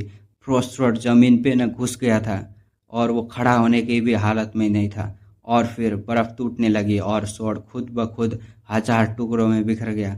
लेलिन भी बोलता है, तो ये स्पेल भी बिल्कुल परफेक्ट तो नहीं है। हाँ भाई, इवन मैजिकल फ्रॉस्ट स्वॉर्ड है ना वो, उसका भी एक एक्सपायरी डेट होता है, तो ये भी परफेक्ट नहीं था। अभी थोड़ा अनसेटिस्फाइड हो गया था। मर्फी भी जो कॉम्प्लिकेशन थी ना वो भी एकदम लाल हो गई थी। वो गुस्से में था एकदम। मर्फी भी, उसका भी तो अभी ख़त्म होने वाला है ना। वो बोलता है, मैं और नहीं रोक सकता। और रोइन सैकल ने एक और रोना धोना आवाज़ की ना, टूट गई। उसका जो था ना स्पेल वो भी टूट गया था। अब वो छूटने वाला है। मतलब मानकास्टे तो अब आज़ादी हो चुका है, लेकिन वो भी ना बहुत इंजर्ड हो चुका था। मानकास्टे भी, उसका भी आधा गला तो कट चुका था। उसकी हड्डियाँ दिखाई दे रही थी। स्केल के नीचे डजन ऑफ काफ़ी सारे छेद हो चुके थे। लेकिन आज़ाद होने के बाद माइनक्राफ्ट और भी खतरनाक हो गया था। एक सेकेंड बाद लेलिन के पास से कोई नहीं था। हाफ बीस्टमैन भी नहीं था वहाँ पर। एक सेकेंड में ही, एक सेकेंड के देरी में ही माइनक्राफ्ट की टेल ने बिजली की तेजी से एकदम रोर किया और हाफ बीस्टमैन सांप की टेल में लिपट गया था। मतलब हाफ बीस्टमैन गया, अभी उसका खेल ख़त्म। गया वो कैरेक्टर, वो अब उसको भूल जाओ, नहीं बचेगा वो। जैक्सन जमीन पे पड़ा था, होश भी नहीं था उसको। कोई जवाब भी नहीं दे सकता था। और वो देखता रहा। वो जो हाफ बिस्ट मैन है उसका दोस्त, वो उसको मार दिया गया था। कुछ बोल तो नहीं पाया, लेकिन उसको दर्द भी तो हो रहा होगा। हाफ बिस्ट मैन की चीखें पुकार वो सब खत्म हो गई थी। कैब में सिर्फ मानकृष्ण की सांस की आवाज़ आ रही थी। भाई इतना डेंजरस, इतना डेंजरस की लेलिन मानकृष्ण पे नज़र गड़ाए हुए खड़ा था। हाथ में कई रंग के पोषण थे। वो केयरफुल्ली चूज कर रहा था कौन सी वाली फेंके। मानक्रेस्टे की टेल ने एक बड़ा हिट किया, सीधा लेलिन पे किया था इस बार, लेकिन लेलिन के हाथ से एक पीली टेस्ट ट्यूब निकली थी, वो भी ना हिट से पहले, मतलब उसके मारने से पहले एक पोशन उसने फेंक दिया। वो येलो पोशन टूटी और एक पीली रोशनी का कवच लेलिन को पूरे बॉडी के अराउंड आ गया। मानक्रेस्टे का विशाल अटैक लेलिन से टकराया और लेलिन दूर खिसकता हुआ जाके रॉक में गिरा। रॉक का पूरा पहाड़ एकदम फट पड़ा, लेकिन लेलिन बिल्कुल ठीक था, एक खरोच भी नहीं आई थी। उसके पोशन ने उसे बचा लिया था। मर्फी ने आंख फाड़ के देखा, लेलिन लेलिन क्या तुम ठीक हो? लेलिन का चेहरा दुखी था, सच्ची वाली दुख थी उसको। वो बोलता है, हाँ ठीक हूँ, बस एक बहुत महंगा डिफेंसिव पोशन बर्बाद हो गया। मर्फी बोलता है, डिफेंस पोशन? ट्रिवर रिवॉल्विंग शील्ड पोशन था ये नोवेल एक बहुत इंटरेस्टिंग कॉन्सेप्ट एक्सप्लेन करता है, और ये लेलिन की ने ब्रिलियंस दिखाता है कि मतलब वो पोशन वोशन सब कुछ रेडी करके रखता है। एक्लोइटी की सबसे बड़ी वीकनेस क्या है? कोई शील्ड नहीं होना, मतलब डिफेंस नहीं होना, कोई डिफेंस नहीं है, तो पोशन तो रेडी रखना ही चाहिए। अगर कोई एक्लोइटी से पहले स्पेल या अटैक करे तो वो सीधा ख़त्म है। उसके पास अगर पोशन नहीं है, डिफेंसिव स्किल नहीं है, तो वो ख़त्म है। उसके उन लोगों के पास अटैक पावर तो रहता है, लेकिन डिफेंस का नहीं रहता है। कुछ स्पेशल डिफेंसिव आइटम होते हैं जो इंस्टेंटली एक्टिवेट हो जाते हैं, लेकिन वो ना इतने महंगे होते हैं, इतने महंगे एक्सपेंसिव होते हैं, ऑफिशियल मैगोस तक उसे ना मुश्किल से ले पाते हैं। एक्लोइटी के हाथ तो पड़ेगा ही नहीं, सोचो ही मत, ऑलमोस्ट इम्पॉसिबल है। लेकिन लेलिन के पास थी। इसका नाम था ट्रेवर रिवॉल्विंग शील्ड पोशन।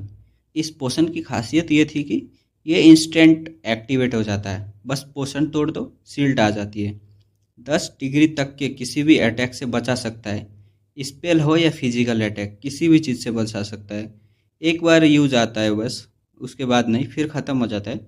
और इसका रेट है बाज़ार में कम से कम 500 प्लस मैजिक क्रिस्टल एक बोतल का। लेलिन की एआई चिप प्लस पोशन मास्टर स्किल से 200 से 300 क्रिस्टल में बना लेता था।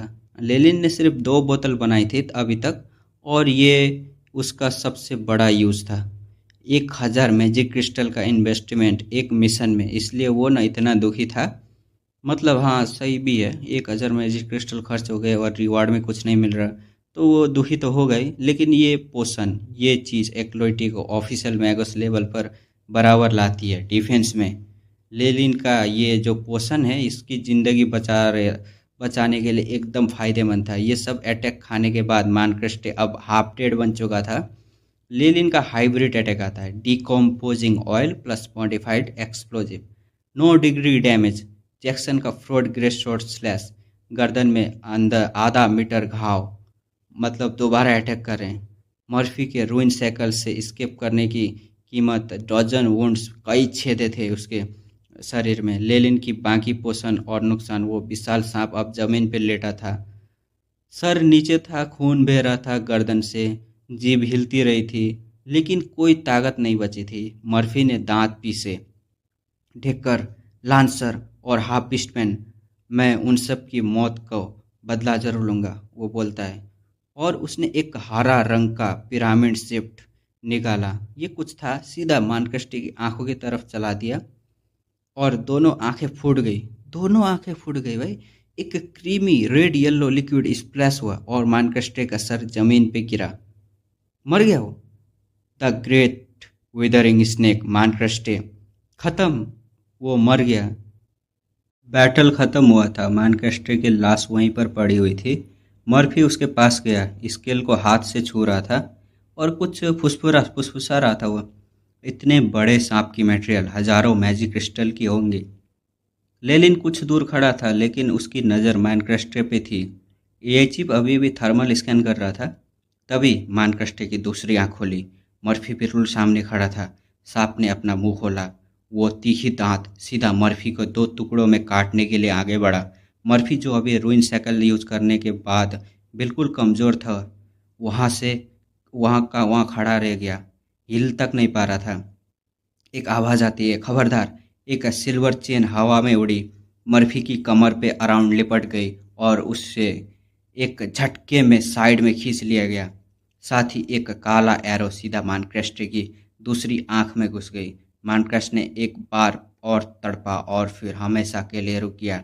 मर्फी हाँफ रहा था और वो बोलता है, लेलिन, लेलिन, शुक्रिया, तुमने तुमने मेरी ज़िंदगी बचाई। मैं तुम्हारा एहसान ज़िंदगी भर नहीं भूलूंगा। लेलिन मुस्कुरा रहा था। वो बोलता है, कोई बात नहीं, तुम्हें भी तो पहले मेरी मदद की थी। और फिर अब यहाँ एक बहुत इंटरेस्टिंग चीज़ रिवील होती है। लेनिन ने ये सब प्लान किया था, मतलब उसे पहले से ही पता था। एआई चिप ने बैटल के बाद माइनक्राफ्ट में अभी भी न थर्मल एनर्जी डिटेक्ट की थी, मतलब सांप पूरी तरह मरा नहीं था। लेनिन जानता था ये, लेकिन उसने किसी को बताया नहीं था। वो क्वाइटली मर्फी को आगे ले गया और मर्फी खुद से आगे गया मानकेस्टर के पास बिना किसी डाउट के। लेनिन ने वेरीफाई किया मानकेस्टर की ये जो डेट है वो फेक है, और मर्फी को 1 सेकेंड में ही बचा लिया।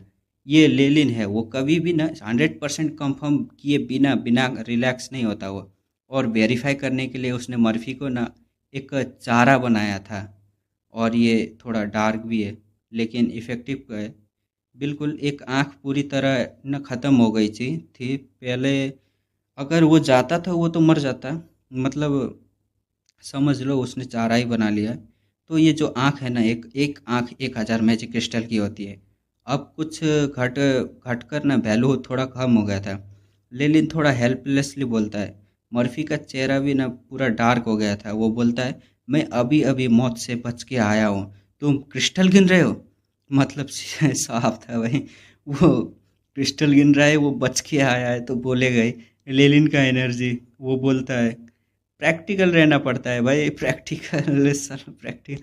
अब दोनों का मान क्रिस्टी की बॉडी से मेट्रिकल जो मटेरियल है ना वो हार्वेस्ट करते हैं। मर्फी ने कहा, लेनिन इस बार तुम्हारा कंट्रीब्यूशन सबसे ज़्यादा है तो तुम बेस्ट मटेरियल ले सकते हो। लेनिन ने सोचा और वो क्लियरली नोबल बोलता है, वो क्लियरली बोलता है, यहाँ उसकी सोच दिखाई जाती है। वो बोलता है कि मैं मर्फी को मार के सारी लूट ले सकता हूँ, लेकिन लेना नहीं चाहता। वो रीज़न भी बताया जाता है हमें। मर्फी ने उसकी मदद की थी, 2 एक्लोइटी में से वो सबसे ज़्यादा बचा हुआ था, और ऑटोमेटिकली उसको ज़्यादा मिल ही जाता। मैनकेस्ट्री की बॉडी की टोटल वैल्यू सिर्फ 1000 से लेकर 2000 मैजिक क्रिस्टल की थी, और ये इतना कम है कि किसी को भी मारने की ज़रूरत नहीं थी यहाँ पर। तो लेनिन का ऑनेस्ट कैलकुलेशन जो था वो क्लियर था।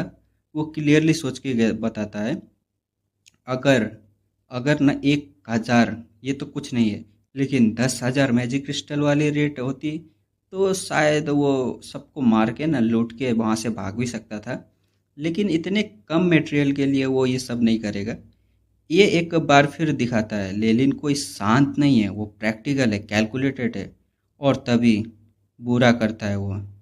मतलब साफ है कि वो 1000 के लिए नहीं करेगा, लेकिन हाई वैल्यूएबल रिसोर्स होंगे 10,000 से ऊपर तो वो कर सकता है, वर्थ बनता है। दोनों मिलकर काम करते हैं। स्केल और उसके स्किन, स्नेक के स्किन जो थे उससे सॉफ्ट आर्मर ये बेस्ट बन जाते हैं। मतलब सॉफ्ट आर्मर जो होते हैं वो उसके लिए बेस्ट मटेरियल है। जो नहीं ले जा सकते ना, वो जैक्सन के कैसल के बाद मंगवा लेंगे, मतलब कैसल से आदमी भेजेंगे और वो सब कलेक्ट कर लेंगे। एक घोड़े की गाड़ी, रात के वक्त तारे चमक रहे थे, जैक्सन की आंखें खुली। वो बोलता है, मैं जिंदा हूँ, मतलब वो अभी तक बेहोशी था तो अभी उसकी आंखें खुली है। वो बोल रहा था उठ के, मैं जिंदा हूँ। ऊपर तारे थे, गाड़ी हिल रही थी, सीना में कुछ बैंडेज लगाए हुए थे, किसी ने प्रोफेशनल तरीके से इलाज किया था। मर्फी का चेहरा सामने आता है उसके सामने, सफ़ेद दाढ़ी, सफ़ेद बावें और सिटी लोड। होश आ गया? मर्फी अपना बोलता है। जैक्सन का सवाल वो पूछता है, किसने बचाया मुझे, बाकी सब कहाँ हैं? मर्फी ने लेलिन की तरफ पॉइंट किया, जो गाड़ी चला रहा था इस टाइम में। लेलिन ने बचाया है तुम्हें, और हम 3 ही बचे हैं, सिर्फ हम 3 ही बचे हैं पूरे ग्रुप में। जैक्सन का चेहरा तो साइड की तरफ मुड़ गया। एक अजीब सी खामोशी थी। फिर कोई नहीं बोला, नहीं कुछ उसने, कोई ज़रूरत भी नहीं थी। 30 लोगों का ग्रुप गया था, सब खत्म हो गए थे, सिर्फ 3 ही लोग बचे थे तो वो क्या ही बोल पाता। लेलिन ने वापस देखा और जैक्सन की तरफ एक ग्रीन पोशन फेंक देता है। ये हीलिंग पोशन था। जैक्सन ने फटाक से पी लिया। एक गरम लेयर प्योर बॉडी में और थोड़ी ताकत वापस आ गई थी। और जैक्सन बोलता है, लेलिन तुमने मेरी जान बचाई, वापस पहुंचने के बाद मैं ज़रूर तुम्हारा बदला चुकाऊंगा। लेलिन बिना किसी झिझक के बोलता है, अगर हो सके कैसल में जो भी तुमने हॉप वायलेट लिप्स रखी है ना, वो सब मुझे दे दो। ये मेरा सबसे बड़ा रिवार्ड होगा। जैक्सन तो भाई थोड़ा हैरान होता है, फिर इमिडिएटली एग्री भी कर लेता है। इस टाइम पे कौन एग्री नहीं करेगा, उसका जान बचाया है तो ये तो करना ही था उसे। हॉप वायलेट लिप्स एक रेयर पोशन इंग्रेडिएंट है। इंग्रेडिएंट भी नहीं, वो सब्स्टिट्यूट है। लेलिन के एक्सपेरिमेंट के लिए बहुत काम की चीज़ थी। और यहाँ नोटिस करो, लेलिन ने डायरेक्टली क्या चाहिए वो मांग लिया था। बाकी लोगों की तरह कुछ भी चलेगा ऐसी वाली बात नहीं की थी। वो जानता था उसने क्या डिजर्व, वो क्या किया है, वो क्या डिजर्व करता है, और सीधा मांग लिया था। एकदम स्मार्ट जो नेगोशिएशन थी, मतलब तीर जाके सीधा निशाने में लगा दिया था। गाड़ी आगे बढ़ती रही और धीरे धीरे एक्सट्रीम नाइट सिटी के जो दीवारें थी ना वो नज़र आने लगती है। स्लेउट सब कुछ नज़र आने लगता है अंधेरे में। शहर के दरवाजे पे गार्ड थे जो आने जाने वालों को न चेक कर रहे थे। जैक्सन ने अपना शहर देखा और उसकी आंखों से दो आंसू बह गए।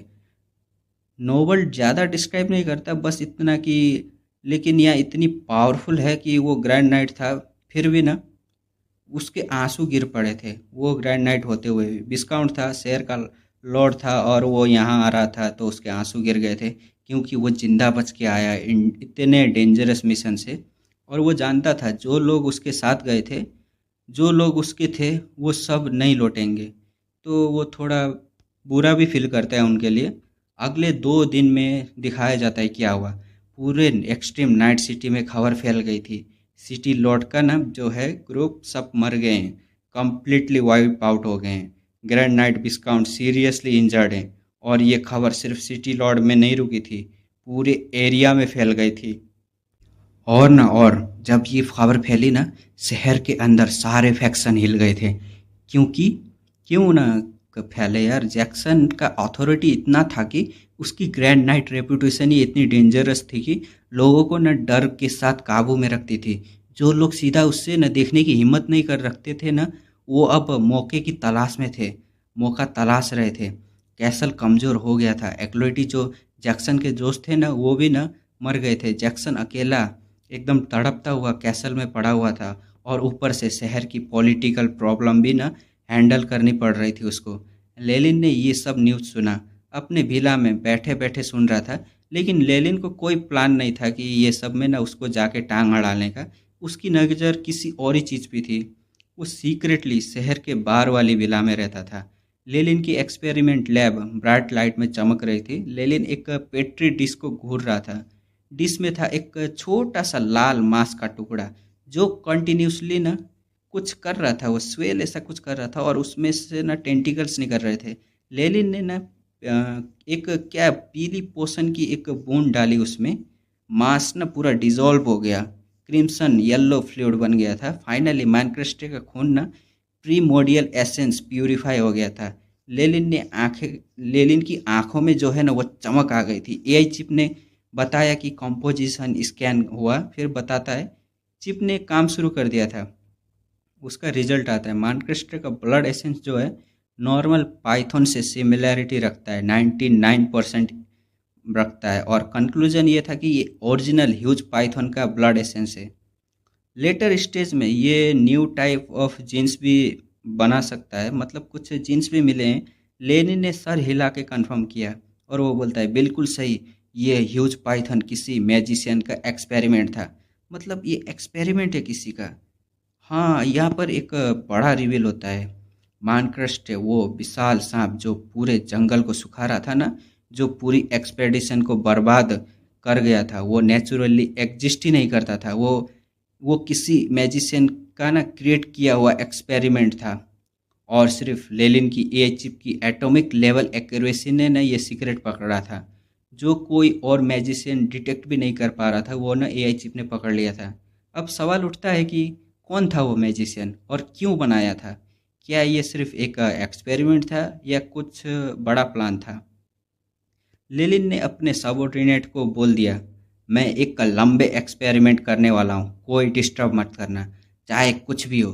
सबने सोचा लेलिन लैब में बंद है, लेकिन सच ये था कि लेलिन ने चुपके से बिला छोड़ दी थी। और कहाँ जा रहा था वो? नोवेल अभी ना क्लियर नहीं था, लेकिन कुछ इम्पोर्टेंट मिशन थे उसके। लेलिन कहाँ जा रहा था वो, सोचो तुम लोग, कहाँ जा रहा होगा वो वही जगह पे जाएगा ना जहाँ पर अभी वो मैजिशियन मैगोस ने एक्सपेरिमेंट किया था। कुछ मिल जाए क्या पता उसे, देखते हैं आगे। रात का वक्त, चारों तरफ सूखे पुराने पेड़, डालियों पे कौवे बैठे थे, अपने पंख हिला रहे थे। अचानक जमीन से एक घास का टुकड़ा फटता है। नीचे एक आधा रास्ता रिवील होता है। एक काला रूप में ढका हुआ इंसान चेहरा छुपाए हुए था। कोई पहचान नहीं, लेकिन ये लेलिन था। भिला में रोशनी अभी तक फैली हुई थी। मर्सनरी गार्ड चक्कर लगा रहे थे। किसी को खबर ही नहीं थी कि उनका मास्टर ऑलरेडी जा चुका है। लेलिन ने खुद अपनी एक्सपेरिमेंट लैब के नीचे ये सीक्रेट पैसेज बनाया था, बिल्कुल चुपचाप, किसी को बताए बिना। दोस्तों, ये लेलिन की प्लानिंग का एक और एग्जाम्पल है। वो हमेशा एक एग्जिट प्लान रेडी करता है।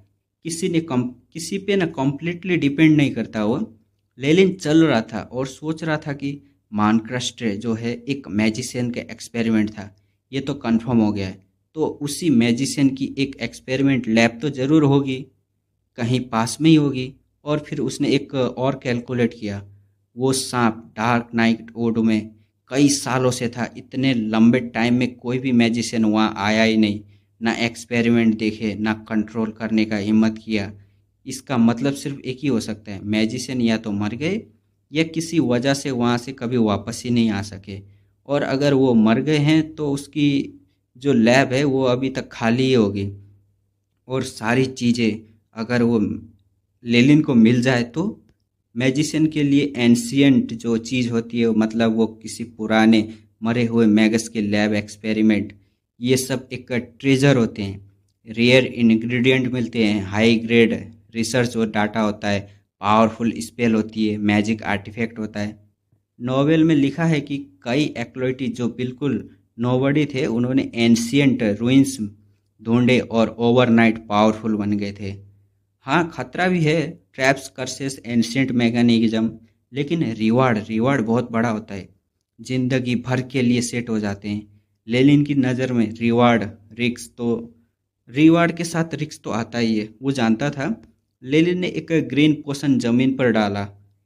एक ग्रीन विंड पार्टिकल का ना गोला बन गया। लेलिन एक प्योर बॉडी के अराउंड लिपट गया और वो लिटरली हवा बन गया था। रात के अंधेरे में न पूरा घुल गया था हवा में। यह था उसका खुद का बनाया हुआ एस्टेनिंग स्पेल। ये लेलिन की पोशन मास्टरी का ना आइडेंटिटी का फ़ायदा था। वो सिर्फ वेपन के लिए पोशन नहीं बनाता था, ट्रैवल के लिए भी बनाता था, स्पीड के लिए भी बनाता था और डिटेक्शन के लिए भी बना था। सब कुछ का पोशन का भंडार था उसके पास, सबके लिए पोशन यूज करता था। कुछ रातें लगातार चलता रहा, अकेला, अंधेरा, सूखा जंगल में, अपनी मंजिल की तलाश में। लेलिन वहां पहुंचा, वही केव जहां ग्रुप ने मानक्रेस्ट से लड़ाई की थी। जैक्सन के कैसल के लोग आ चुके थे, लाशें और मैनक्रेस्ट का बॉडी ले जा चुके थे वो लोग। वहाँ सिर्फ बचा हुआ था, जमीन पे पंजों के निशान थे, आग और बर्फ के निशान थे। लेलिन के पोषण और हाफ बिस्ट मैन का फ्रोस्ट स्पेल का वो सब था। लेलिन ने सोचा, क्रिस्टल बॉल में पूरी एक्सप्लोरेशन रिकॉर्ड कर चुका हूँ, मैनक्रेस्ट की लाश भी है, मिशन टेक्निकली कंप्लीट है और टेक्निकली देखे तो वो वापस जो है एकेडमी जा सकता था। मतलब उसका मिशन ही यही था और मिशन कंप्लीट, वो जा सकता है। लेकिन लेलिन वापस जाने वाला बिल्कुल नहीं है। वो दो रीज़न है उसके पास। एकेडमी में अब भी वार चल रही है, बीच में जाना एकदम रिस्की होगा। उसने अजूरे पोशन का मॉडिफाइड फार्मूला भी बना लिया था। लेवल 3 एक्लोइटी बनने से पहले उसका जाने का प्लान ही नहीं था। और यहाँ एक्सट्रीम नाइट सिटी में कोई ऑफिशियल मैगोस भी तो नहीं है उसे नोटिस करने वाला। 3 साल रुकना एकदम जायज़ है। वो मनी मन कहता है 3 साल रुक जाऊंगा जब तक वार ख़त्म नहीं होता, और वार ख़त्म होने के बाद जाऊंगा, और तब भी इतना जल्दी एडवांस किया तो ज़्यादा सस्पिशियस नहीं लगेगा। मतलब 3 साल बाद अगर वो लेवल 3 बनता है तो सस्पिशियस नहीं होगा, लेकिन अभी बन के तुरंत गया 1 साल के अंदर ही, तो सस्पिशियस होगा। इतना जल्दी कैसे किया, कोई होगा इसके पास हिडन ट्रेजर, कुछ पोशन होंगे, वो सब उसको ढूंढने लगेंगे ना। तो उस रोड नोटिस में नहीं आना चाहता था, इसलिए वो नहीं जा रहा। वो 3 साल तक रुकेगा प्रॉपर, एक दिन जल्दी भी नहीं जाएगा वो। केव से गुजरते हुए लेलिन ने कुछ और भी किया था। जो नोवेल कैजुअली मेंशन करता है और जो लेलिन की नेचर बिल्कुल क्लियरली बताता है। इंस्पेक्ट कर रहा था वो लाशों को, वैल्यूएबल चीज़ जो थी वो रख ले रहा था पहले वापस जाने से पहले। और जो उसने देखा ना, सबके सब लाश एकदम भिखारी के थे। 10 मैजिक क्रिस्टल होता है ना, उससे ज़्यादा का कुछ था ही नहीं उनके पास। सिर्फ जो हाफ बीस्टमैन था ना, उसके पास ही एक फ्रॉस्ट गोल्ड रुइन थी, वो थोड़ा ठीक ठाक था। लेकिन अंदर ही अंदर ना थोड़ा नाराज भी होता है, गुस्सा भी होता है।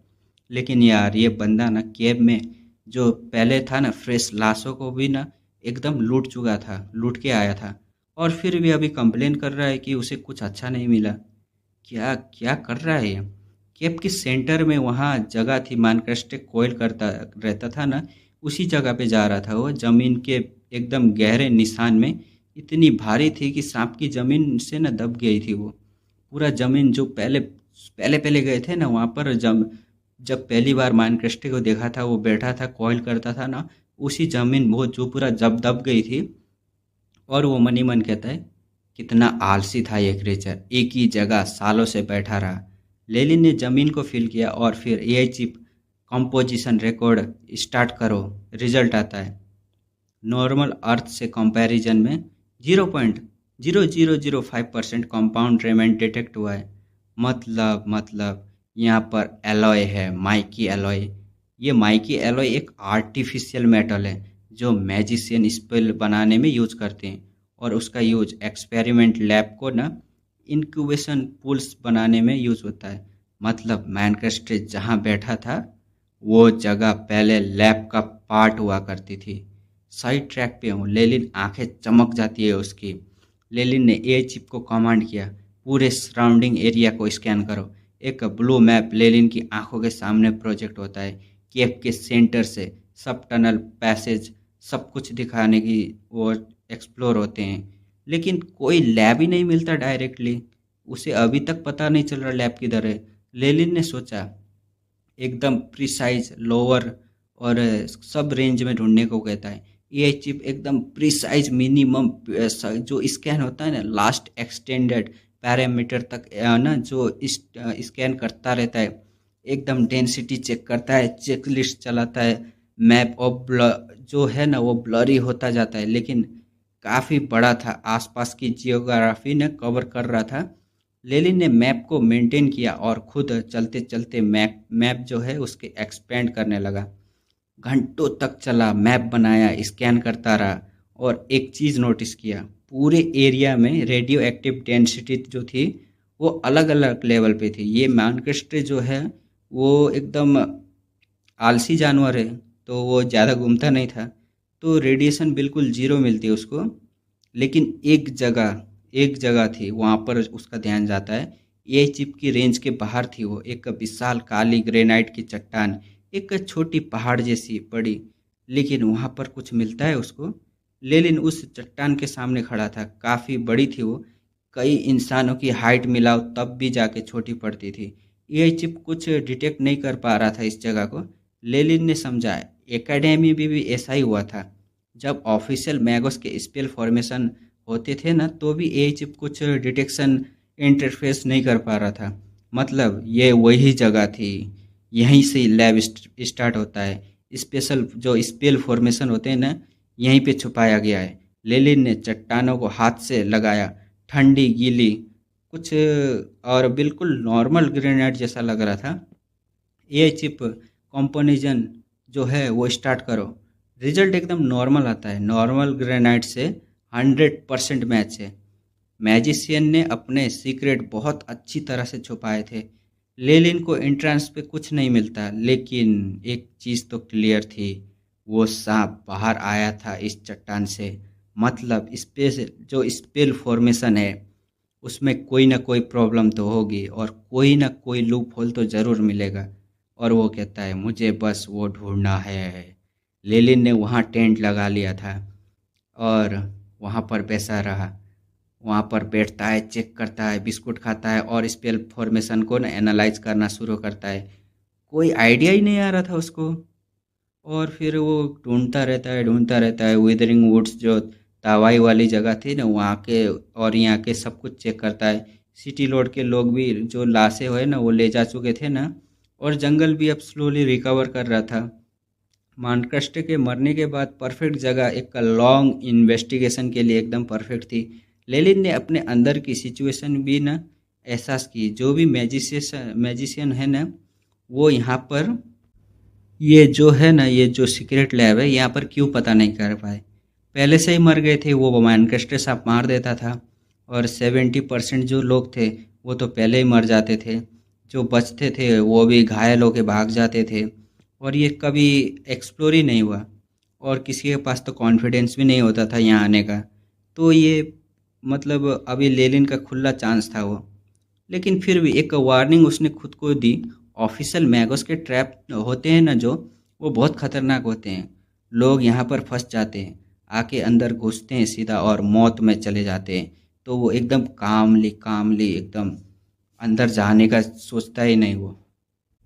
लेलिन जो है वो पूरे 5 दिन वो बड़े काले ग्रेनाइट पत्थर के ना आसपास रुका रहा था। इन 5 दिनों में उसने अपने जाने हुए हर तरीके, हर पत्थर को ना यूज किया था, हर तरीके को।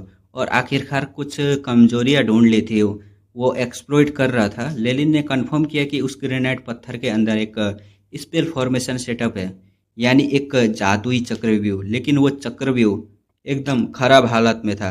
एआई चिप के हिसाब से ये फॉर्मेशन 100 साल से ज़्यादा से काम कर रहा था, और इसके इतने खराब होने का कारण शायद वो मानकष्ट सांप हो सकता है, जो पहले यहाँ से भाग गया था। उसने लूप होल निकाला था। लेलिन ने सोचा इस सांप ने इस जादुई चक्रव्यूह को कुछ हिस्सों तक तो तोड़ दिया है, इसलिए कुछ ट्रेसेस बाहर आ रहे थे। बिना इन ट्रेस के एआई चिप की मदद से भी ना ये जगह ढूंढी जा सकती थी आसानी से। लेकिन आसान नहीं होता। लेलिन के चेहरे पर खुशी फैल गई थी एकदम। इन 5 दिनों के यूजेस के बाद, एक्सपेरिमेंट के बाद, लेलिन ने एक ऐसी स्पेल का सेट तैयार किया था जिससे 70 से 80% चांस था कि वो इस लैब का ना दरवाज़ा खोल सकता है। लेकिन एक मुश्किल थी। इस स्पेल फॉर्मेशन में एक टाइमिंग साइकिल थी, मतलब खराब हिस्सा सिर्फ कुछ खास वक्त पर ही दिखता था। लेलिन को इस वक्त का इंतजार करना था। मतलब ये था कि टाइमिंग परफेक्ट होनी चाहिए। एक टाइम पे ही उसका जो खराब स्पेल फॉर्मेशन है बदलता रहता है, तो उस खास टाइम का ना इस्तेमाल करना था। वो टाइम आएगा तभी अटैक करना है। तो वो इंतजार कर रहा था। सूरज ढलता गया और आसपास अंधेरा छा गया। और फिर चांदनी रात थी, और आज का पूरा चांद बहुत तेज चमक रहा था। अजीब बात, चांद में एक हल्की सी केसर रंग की आवा थी। लेलिन ने अपनी पॉकेट वॉच खोली। लगभग आधा रात हो गया था। वो उठ के खड़ा हुआ और काले ग्रेनाइट पत्थर के पास गया।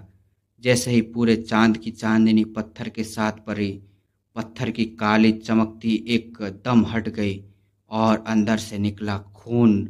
खून की नदियों जैसा एक चांदी का दरवाज़ा जो लगातार धड़क रहा था, जैसे चांदी ही पी रहा हो।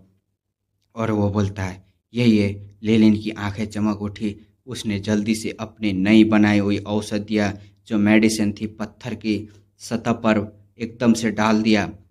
भारी मात्रा में सफ़ेद धुआं उठा, और पत्थर के साथ वो पूरा ज़मीन है, वो खून की नदियाँ चारों तरफ बिखरने लगी। लेलिन ने एकदम वो कुछ इंचांटेशन पढ़ता है। उसकी आवाज़ बहुत धीमी और उदास थी, और वो इंचांटेशन के साथ चांदी की नदियाँ शांत हो गई, और आखिरकार एक गोल सुरंग बन गया था। फाइनली वो गोल सुरंग दिखा। ये देखकर लेलिन बहुत खुश हुआ। वो बहुत खुश हो गया था, और उसने हाथ में रखे कुछ टोटके सुरंग में फेंके। बैंग की आवाज़ के साथ आखिरी जो टोटका था ना, बड़ा काला पत्थर पूरी तरह बदल गया। चांदी का दरवाज़ा गायब हो गया, और उसकी जगह एक अंधेरे सुरंग का रास्ता सामने आ गया था।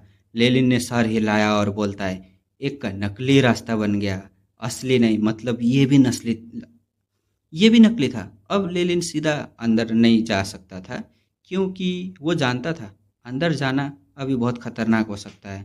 इसलिए उसने एक चालाकी से न उसके कपड़े पर न एक काला कौवा उसकी आंखों में एक पल के लिए इंसानी समझ डाल देता है। वो कुछ तो करता है, वो कौवे को अंदर भेज देता है। लेलिन ने सोचा है इस स्पेल का कुछ हिस्सा यूज करके मैं इस कौवे को अंदर भेज सकता हूँ। थोड़ी देर के लिए वो जो भी है देखेगा, वो मेरी आंखों में दिखाई देगा, मतलब होलोग्राफिक प्रोजेक्शन होगा। वो जो कौवा देखेगा वो भी देख सकता है।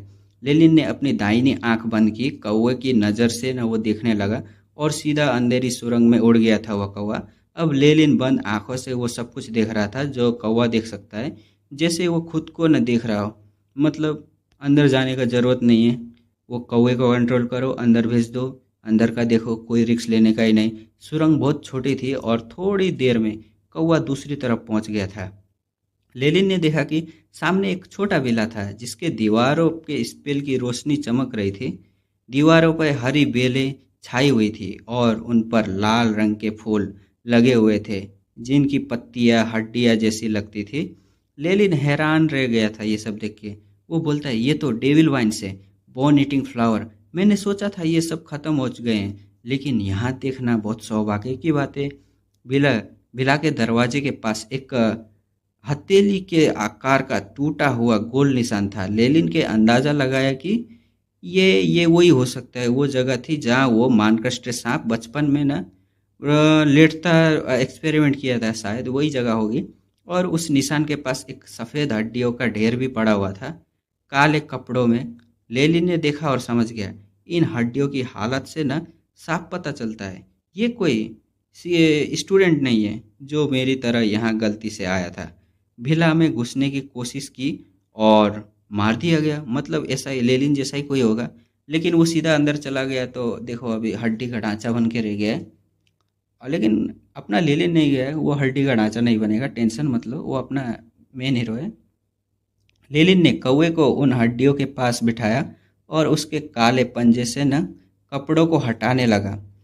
कपड़ों में न कपड़े जो थे वो एकदम, वहाँ से एक किताब मिलती है, कुछ पीले पुराने कागज मिलते हैं, कुछ बोतल भी मिलती है, एक पीला ब्रोंज अंगूठी भी मिलता है जिस पर न के का निशान था। लेलिन ने सोचा शायद किसी की पहचान की अंगूठी होगी। कौवे ने किताब की न डोर को एकदम संभाल के रखा और अंदर कुछ रहस्यमय लिखा हुआ था।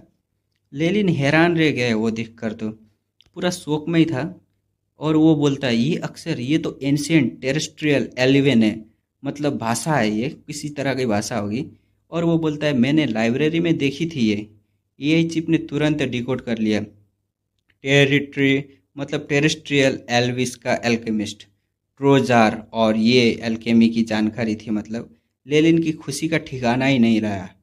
लाइब्रेरी में लिखा हुआ था कि एंशियंट जो टेरेस्ट्रियल एल्विस अपनी एल्केमी और इंचांटेशन के लिए ना मशहूर था।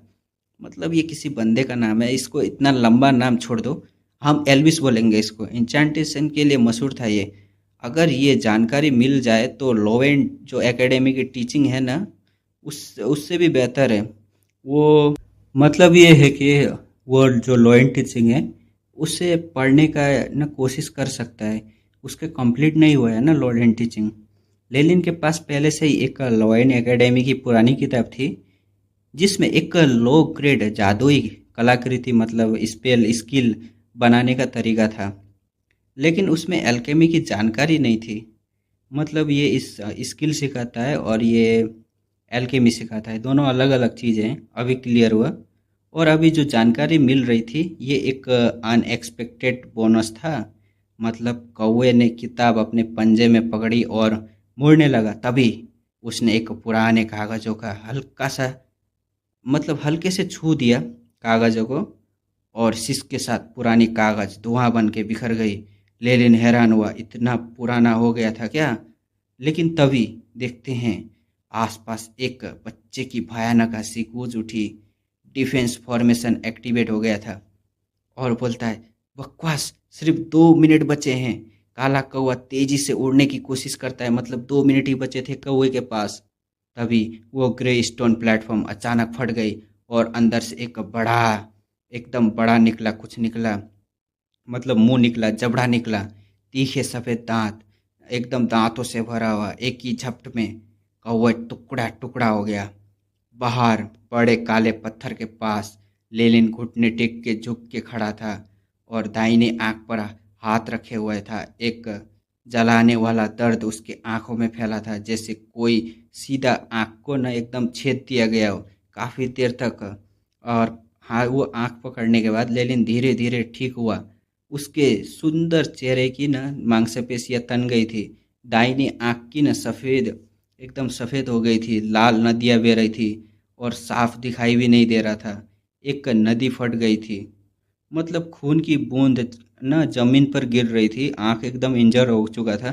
कौवा अंदर मर गया, मतलब कनेक्टेड था उससे, और जादू का एकदम फट गया था उसका, तो खून नीचे गिर रहा था।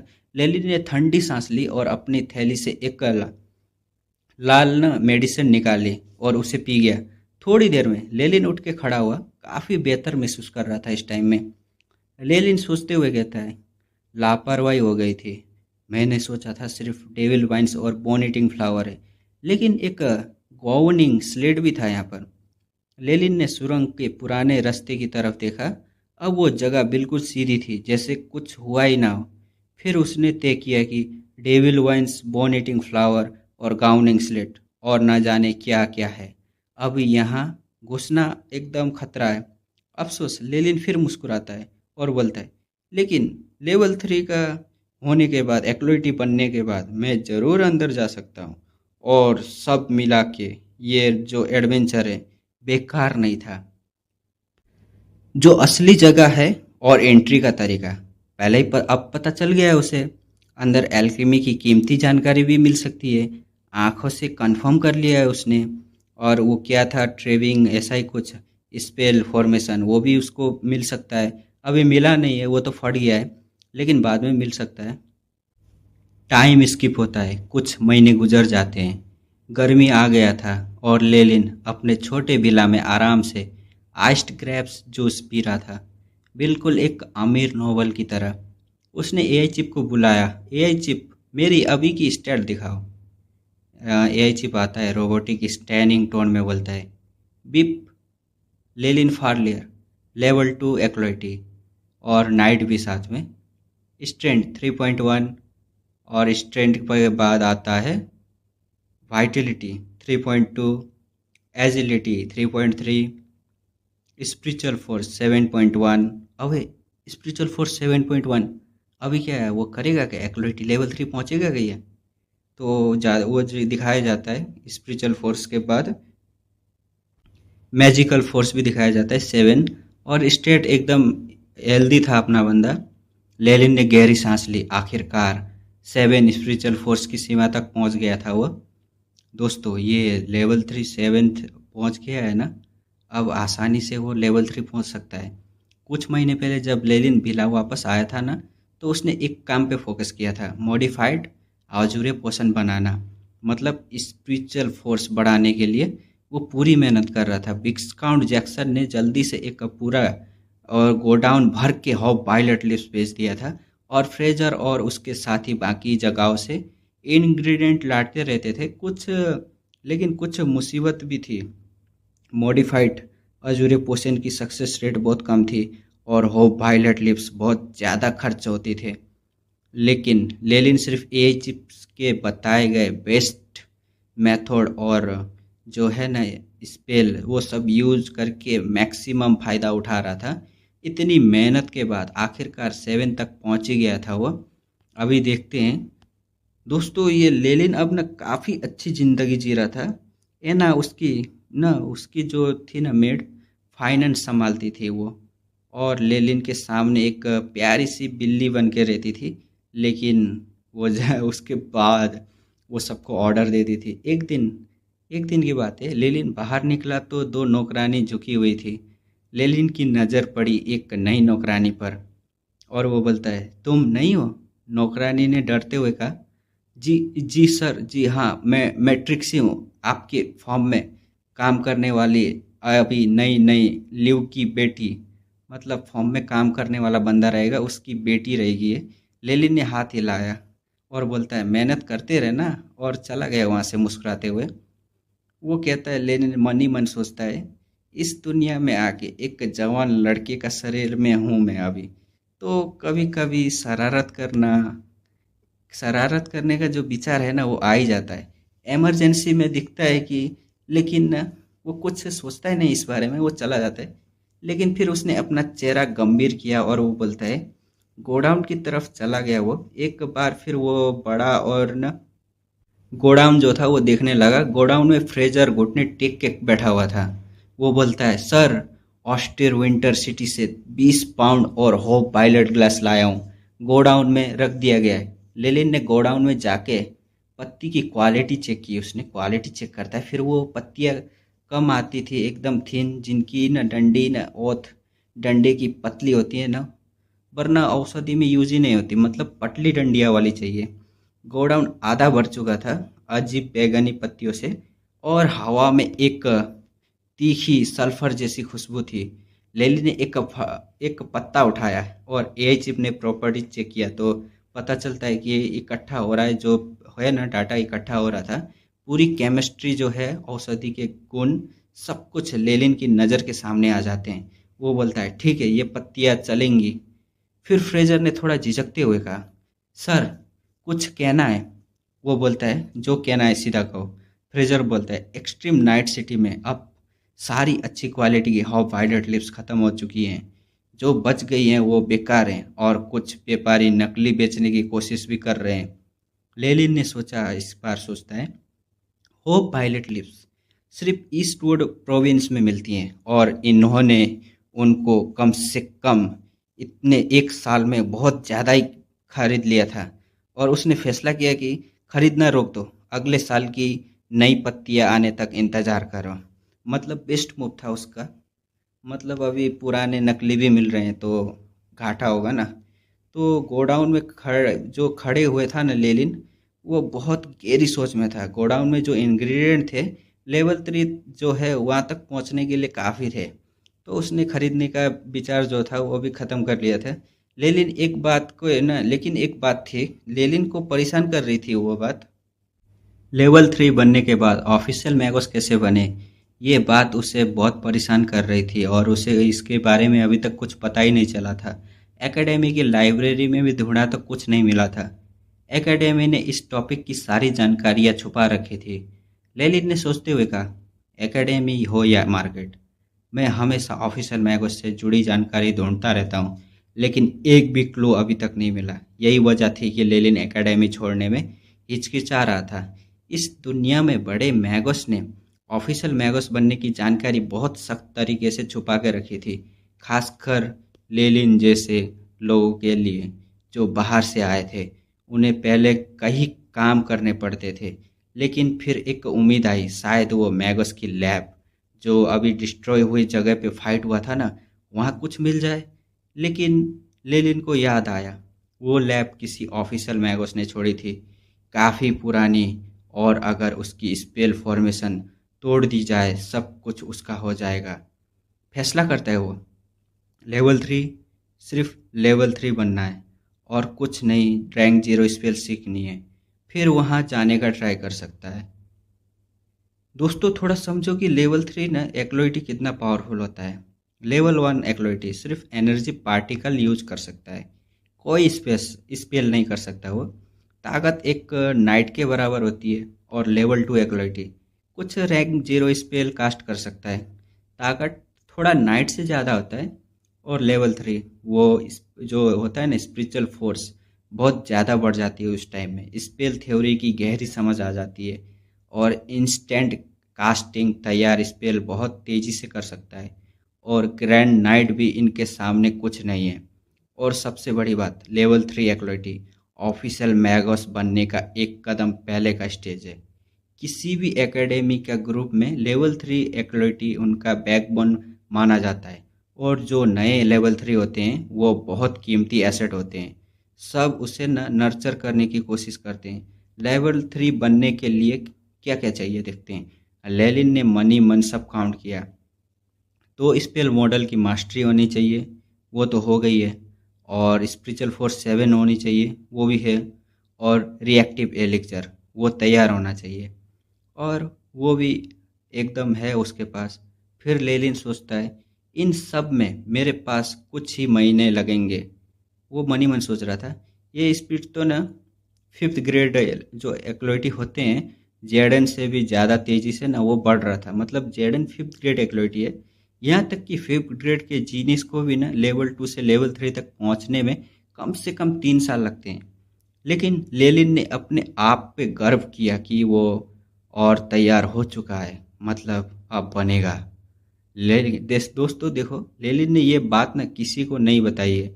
एना को सिर्फ इतना कहा कि मैं एक एक्सपेरिमेंट करने जा रहा हूँ, जो भी अंदर आए उन्हें अंदर मत आने देना। और सबसे छुपा के रखा था। क्यों छुपाया था? क्योंकि अगर कुछ भी गलत हो, उनके सेवक ने ना, जो है सेवक, वो मदद तो नहीं कर सकते, उनको बता के कोई फ़ायदा ही नहीं है। तो बताने का कोई मतलब फ़ायदा नहीं है तो बताएं क्यों? वैसे भी लेलिन कभी कभी पिला से गायब होता रहता है, सब लोग को आदत भी हो गया है। जब काम हो जाएगा तब सामने आ ही जाएगा और सब देख लेंगे, पता चली जाएगा। एक छोटी सी सीक्रेट लैब में सिर्फ एक लकड़ी की कांटिया लेलिन पैर मोड़ के बैठा हुआ था। सामने रखी थी एक नारंगी पीली औषधि, मतलब रिएक्टिव एलिक्सर था ये। लेलिन ने एक बार फिर मन में सारी जो जानकारी थी चेक की। कुछ छोटी छोटी चीज़ें भी थी वहाँ पर, सब ठीक था। उसने कोल्ड किया और फिर दोस्तों ये जो मेडिसिन थी पी लिया उसने। लेलिन ने कपड़े उतारे और रिएक्टिव एलिजर को अपने चेहरे, हाथों, पाँव और सीने पर न लगा लिया। पहले एक ठंडी ठंडी फील आई, फिर धीरे धीरे गर्मी की एक लहर आ गई। देखते ही देखते चमकीले जो थी ना चमड़ी, वो चमकीली हो गई, कांपने लगी और लाल हो गई। ये चिप अलर्ट बोलता है, रिएक्टिव एलेक्सर काम कर रहा है, मेडिसिन का जो है वो असर चारों तरफ फैल रहा है। और फिर लेलिन को ऐसा लगा जैसे न ये मेडिसिन जो है वो जिंदा हो गई है और उसके जो रूम में है ना एकदम घुस के आ गई है, उसके स्पिरिट के अंदर, आत्मा के अंदर घुस रही है। मतलब अभी रेडी हो चुका था, वो लेवल 3 बनने के लिए एकदम प्रोसेसिंग में था। दोस्तों सबसे पहले बात करते हैं लेलिन को क्या महसूस हो रहा है। उसे महसूस हो रहा है खुजली, बहुत तेज खुजली, भारी खुजली हो रहा है उसको। लेलिन को ऐसा लगा जैसे उसके ना हड्डियां फट गई हो और अंदर से छोटी छोटी चींटियां निकल रही हो पूरे शरीर में। और इस हालत में उसे ना गहरी ध्यान की अवस्था में जाना था और मन को ना जो है माइंड को एकदम रूइन का नया रूप देना था। लेलिन का चेहरा लाल हो गया, उसने दांत पीसे और अपने आप को खुजाने से जो है रोकने लगा और आंखें बंद कर ली। काफी ज्यादा वक्त लगा लेकिन आखिरकार वो ध्यान की गहराई में पहुंच ही गया। ध्यान के अंदर लेनिन एक अजीब जगह पहुंचा था। आसपास सब धुंधला और ग्रे था और ऊपर आसमान में सितारों जैसी रोशनियां थीं। लेनिन ने ऊपर देखा। 24 रहस्यमय रुइंस हवा में एक चक्कर में सिर्फ तैर रहे थे, चमकदार रोशनी के जगमगाते हुए। ये वो माइंड के रुइंस थे जो लेनिन ने पिछले कई सालों की मेहनत से बनाए थे। हर एक रुइन बनाने में भारी मेहनत और वक्त लगता था। 1 साल से भी ज़्यादा टाइम लगा था इसको बनाने में। लेनिन ने सोचा लेवल 2 का रुइन पूरी तरह न पक्के नहीं होते और लेवल 3 में इन्हें एक दूसरे से न जोड़ना पड़ता है और कॉन्शियसनेस का न सागर और मजबूत करना पड़ता है। ध्यान के अंदर अचानक एक नारंगी पीली रोशनी धीरे धीरे छाने लगी। पूरा कॉन्शियसनेस का सागर नारंगी पीला हो गया था। लेनिन ने सोचा ये रिएक्टिव एलेक्सर का असर होगा। बाहर लगाते ही ये ना और ये अंदर कॉन्शियसनेस तक पहुंच जाता है। मतलब बाहर लगाया अंदर ना अपने माइंड तक पहुंच जाता है। बहुत अजीब है, लेकिन सोचने का वक्त नहीं था। वो नारंगी रोशनी ऊपर आसमान की तरफ दौड़ पड़ी और 24 रुइन का रंगीन बिरंगी उसको ना एकदम छेदने का ट्राई करती है। रुइंस ने चमक के साथ विरोध किया। एक भारी ताकत का झटका आया और लेनिन की नज़र अंधेरी होने लगी, लगभग बेहोशी होने वाला था और बोलता है दबाओ इसे। लेनिन ने जल्दी से अपनी ना स्पिरिचुअल फोर्स लगाई और रुइंस को ना विरोध करने से काबू करने लगा। कुछ सेकंड में 24 रुइंस ने विरोध छोड़ दिया और नारंगी पीले रंग की जो रंग थी वो गायब होने लगी। रोशनी के असर में रुइंस पर न रहस्यमय नक्शे उभर आए जो पूरी तरह उनकी सत्ता पर फैल गए थे। और फिर 24 रुइंस एक दूसरे के साथ जुड़ गए और एक बड़ा महान रूइन बन गया। कॉन्शियसनेस एक सागर और भी न चमकदार और साफ हो गई थी। कॉन्शियसनेस का सागर, जैसे उसे नई शक्ति मिल गई हो। लेकिन फिर लेलिन की कॉन्शियसनेस उस बड़े रूइन से न बाहर दाखिल होने लगी। ये जगह न कहाँ है, वो मन ही मन सोचता है। कॉन्शियसनेस बड़े रूइन से न बाहर निकलने लगी थी। वो मन ही मन सोचता है ये कहाँ है। लेकिन लेलिन हैरान था। अचानक से बिल्कुल अंधेरा छा गया था। उसे कुछ दिखाई नहीं दे रहा था। कुछ ना कुछ रोशनी था, ना कुछ। हाथ बढ़ाना चाहता था लेकिन हाथ का कोई कॉन्सेप्ट ही नहीं था। वो बस हवा में तैर रहा था, ना हिल सकता था ना कुछ और कर सकता था। और वक्त, हर मिनट, हर सेकेंड, हर साल जैसा लग रहा था। ये एहसास किसी भी इंसान का दिमाग खराब कर सकती थी। लेलिन थोड़ा घबराया। वो बोलता है, क्या मैं लेवल 3 नहीं बना अभी तक? ये जगह कहाँ है? कितना वक्त गुजर गया है? उसे कुछ पता ही नहीं चल रहा था क्या हो रहा है। अचानक लेलिन के मन में एक ख्याल आता है। AI chip, blow screen, glow sound आता है, बीप। एक नीली चमकती हुई स्क्रीन लेलिन के सामने आई।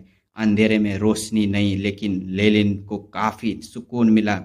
उसे वो चमकती हुई स्क्रीन देखकर एकदम सुकून मिल गया था। वो होप बोलता है अपना एआई चिप होस्ट की जो आत्मिक शक्ति है, स्पिरिचुअल फोर्स एबनॉर्मल तरीके से हालत में आ गई थी। 5 मिनट 23 सेकेंड में आपका लेवल 3 का जो ब्रेक थ्रू था वो फेल हो गया। 13 घंटे 45 मिनट बाद सारे ऑर्गन्स फेल होने से मौत हो जा सकती थी, लेकिन आप बच गए। लक्की हो लक्की, लेलिन ने बिना देरी के कहा। हाँ, लेलिन को अपने शरीर में कहीं जादू की शक्ति महसूस होने लगी। लेकिन ये चिप फिर भी उसे न सर्कुलेट कर सकता था। ये जानकर उसे बहुत राहत मिली। मतलब फेल हो गया है या ब्रेक थ्रू कर लिया, अब अभी तक पता नहीं चला, ये कंफर्म नहीं हुआ है। देखते हैं आगे क्या हुआ, वो किया कि नहीं। यहाँ पर तो लिखा है कि ब्रेक थ्रू फेल हो गया। 13 घंटे 45 मिनट में वो मर सकता था अगर ये एआई चिप को ना बुलाता, तो वो हेल्प नहीं करता तो एआई चिप। ये अवस्था देखकर वो भी थोड़ा डर गया था। और देखते हैं, वो बोलता है होस्ट की कंफर्मेशन मिली है, जो है स्पिरिचुअल फोर्स ट्रांसफ़र हो रही है, एब नॉर्मल अवस्था हटाई जा रही है। और फिर लेलिन की आंखें खुल गई। मतलब अभी तक सबकॉन्शियस ही था, वो अभी आंख खोल रहा है। वो अभी भी अपने सीक्रेट लैब में था। ज़्यादा वक्त तो नहीं गुजरा था, एकदम थॉटफुल लिखा था। लेलिन का चेहरा गंभीर हो गया था। लेवल 3 बनने में ऐसी अजीब चीज़ें भी होती है क्या? मुझे बिल्कुल नहीं पता था। मतलब ये सब सोच रहे, कुछ नहीं पता था उसे। क्यों नहीं पता था? क्योंकि जो है ना, आम तौर पर लेवल 2 से लेवल 3 तक ब्रेक थ्रू का वक्त प्रोफेसर के साथ ही होता है और सबके गाइड में ना वो चलता है। लेकिन लेलिन के पास कोई नहीं था और प्रोफेसर क्रॉफ्ट को भी पता ही नहीं था कि लेलिन इतनी जल्दी ब्रेक थ्रू करेगा। लाइब्रेरी की किताब भी बहुत कुछ धुंधला छोड़ देता था। मतलब उसमें भी ज़्यादा खुल के बताया नहीं गया है कि कैसे बना जाए। लेलिन ने दिल से कहा, इस बार एआई चिप था, वरना मैं ख़त्म हो जाता। मैगस बनने का रास्ता सच में बहुत खतरनाक है। और एक और बात समझ आई, एआई चिप मेरे साथ जब मैं इस दुनिया में आया तब से ही है, और किसी रहस्यमय वजह से मेरी जो है स्पिरिट के साथ आत्मा में घुल गई है। इसलिए जब मेरी आत्मा में कुछ एबनॉर्मल होता है, बाहर से एआई चिप ने भी अंदर काम किया। मतलब एकदम आत्मा के साथ जुड़ गया है। आत्मा को असर पड़ेगा तो एआई चिप तुरंत रिएक्ट होगा। और सबसे बड़ी सीख, लेवल 3 बनना सिर्फ रूइन जोड़ना या सबकॉन्शियस मौजूद करना नहीं है। वो अंधेरा है, वो स्पेस, वही असली खतरा है। दोस्तों, ये गुप्त जानकारी थी जो प्रोफेसर और एकेडमी कभी नहीं बताते, और इसलिए बहुत सारे अकेले एक्लोइटी इसी जगह में मर जाते थे। अपना एआई चिप कहता है बीप होस्ट की आत्मिक स्पिरिचुअल फोर्स जो है उसमें बदलाव आया है। लेवल 3 एक्लोइटी बन गए हैं, स्पिरिचुअल फोर्स बढ़ रही है। मतलब सक्सेसफुल भाई, लेवल 3 बन चुका है अपना हीरो। और फिर 7.2, 7.3, 7.5, फिर डायरेक्ट 9.7, 10.1। स्पिरिचुअल फोर्स रॉकेट की तरह ऊपर गई और 10.1 पर आकर रुक गई। लेलिन बोलता है, सो हार्ड, बहुत दर्द हो रहा है, मतलब और क्यों ना हो, इतनी तेजी से बढ़ाव किया, इतना तेजी से बढ़ गया तो शरीर को एडेप्ट करने में थोड़ा टाइम तो लगेगा ना भाई। नाक से खून बह निकला था। स्पिरिचुअल फोर्स बहुत तेजी से बढ़ा था ना, शरीर सह ही नहीं पा रहा था। लेलिन ने मुस्कुराया, लेकिन फिर भी उसका चेहरा न बड़ा था और शरीर के अंदर न बहुत सारे न दर्द हो रहा था उसको। आवाज निकल रही थी दर्द से, पूरा शरीर तेजी से दर्द कर रहा था। लेलिन पेड़ पर न झुककर बैठ गया, क्रॉल करने लगा, चिल्लाने लगा। फिर बोलता है, बकवास बकवास। रिएक्टिव इलिक्जर का असर खत्म हुआ और पटक वो जो दर्द है ना वो शुरू हो गया था। लेलिन चिल्ला रहा था, a chip, spiritual force coordinate करो। इलिक्जर के वो जो है वो रिएक्टिव वो जो साइड इफेक्ट है उसे हटाओ। एक ग्रे काली रोशनी का आवा लेलिन के पूरे शरीर पे फैल गया और उसके जो रूम में है ना, रूम से पीला काला पॉस निकलने लगा, भयानक बदबू के साथ। कुछ मिनट बाद लेलिन उठ के बैठ गया। एक लाल मेडिसिन निकाल कर वो पी गया, तब चेहरा थोड़ा बेहतर हुआ था। मतलब बहुत दर्द हुआ, लेकिन लेवल 3 तो बन गया ना। अब पावर में एक नया उछाल आया है। दोस्तों, लेलिन का पूरा शरीर न पसीने और पज में न भीगा हुआ था, गंदगी से भीगा हुआ था, बिल्कुल गटर से निकला हुआ ऐसा लग रहा था। उसने दरवाजा खोला, घंटी बजाई, डिंग डिंग करके घंटी बजी। एना कुछ मेड के साथ न दौड़ती हुई आती है। सर सर आप। लेली ने हाथ उठाया और बोलता, ठीक हूँ, नहाने के लिए ले चलो मुझे। एना ने पूछा, कोई डॉक्टर को बुलाए क्या? लेलिन बोलता है, जरूरत नहीं। आधे घंटे बाद देखते हैं लेलिन एकदम नहा के तालाब में लेट गया था। गर्म पानी शरीर से सारी गंदगी न बहाता हुआ ले जा रहा था। और वहीं पर खाना आता है, हिरन का खून का शोरबा। क्या है ये? और स्टेक। लेलिन ने भूख से न तड़प रहा था, वो खाना खाता है। फिर एना ने उसकी मालिश की। वाह, इसके मजे हैं। छोड़ो, ये मालिश वालिश का पार्ट हटाओ। और लेलिन ने न आंखें बंद करके आराम किया। लेकिन आज का ब्रेक थ्रू ने लेलिन के मन पर एक गहरा असर छोड़ दिया था। इतना ट्रॉमेटिक था कि इस वक्त कोई और घायल ख्याल ही नहीं आ रहा था उसको। सिर्फ वो अंधेरा याद आ रहा था और एआई चिप की नीली रोशनी। चलो, वीडियो यहीं पे ख़त्म करते हैं, अगला वीडियो आएगा। अभी के लिए बाय बाय।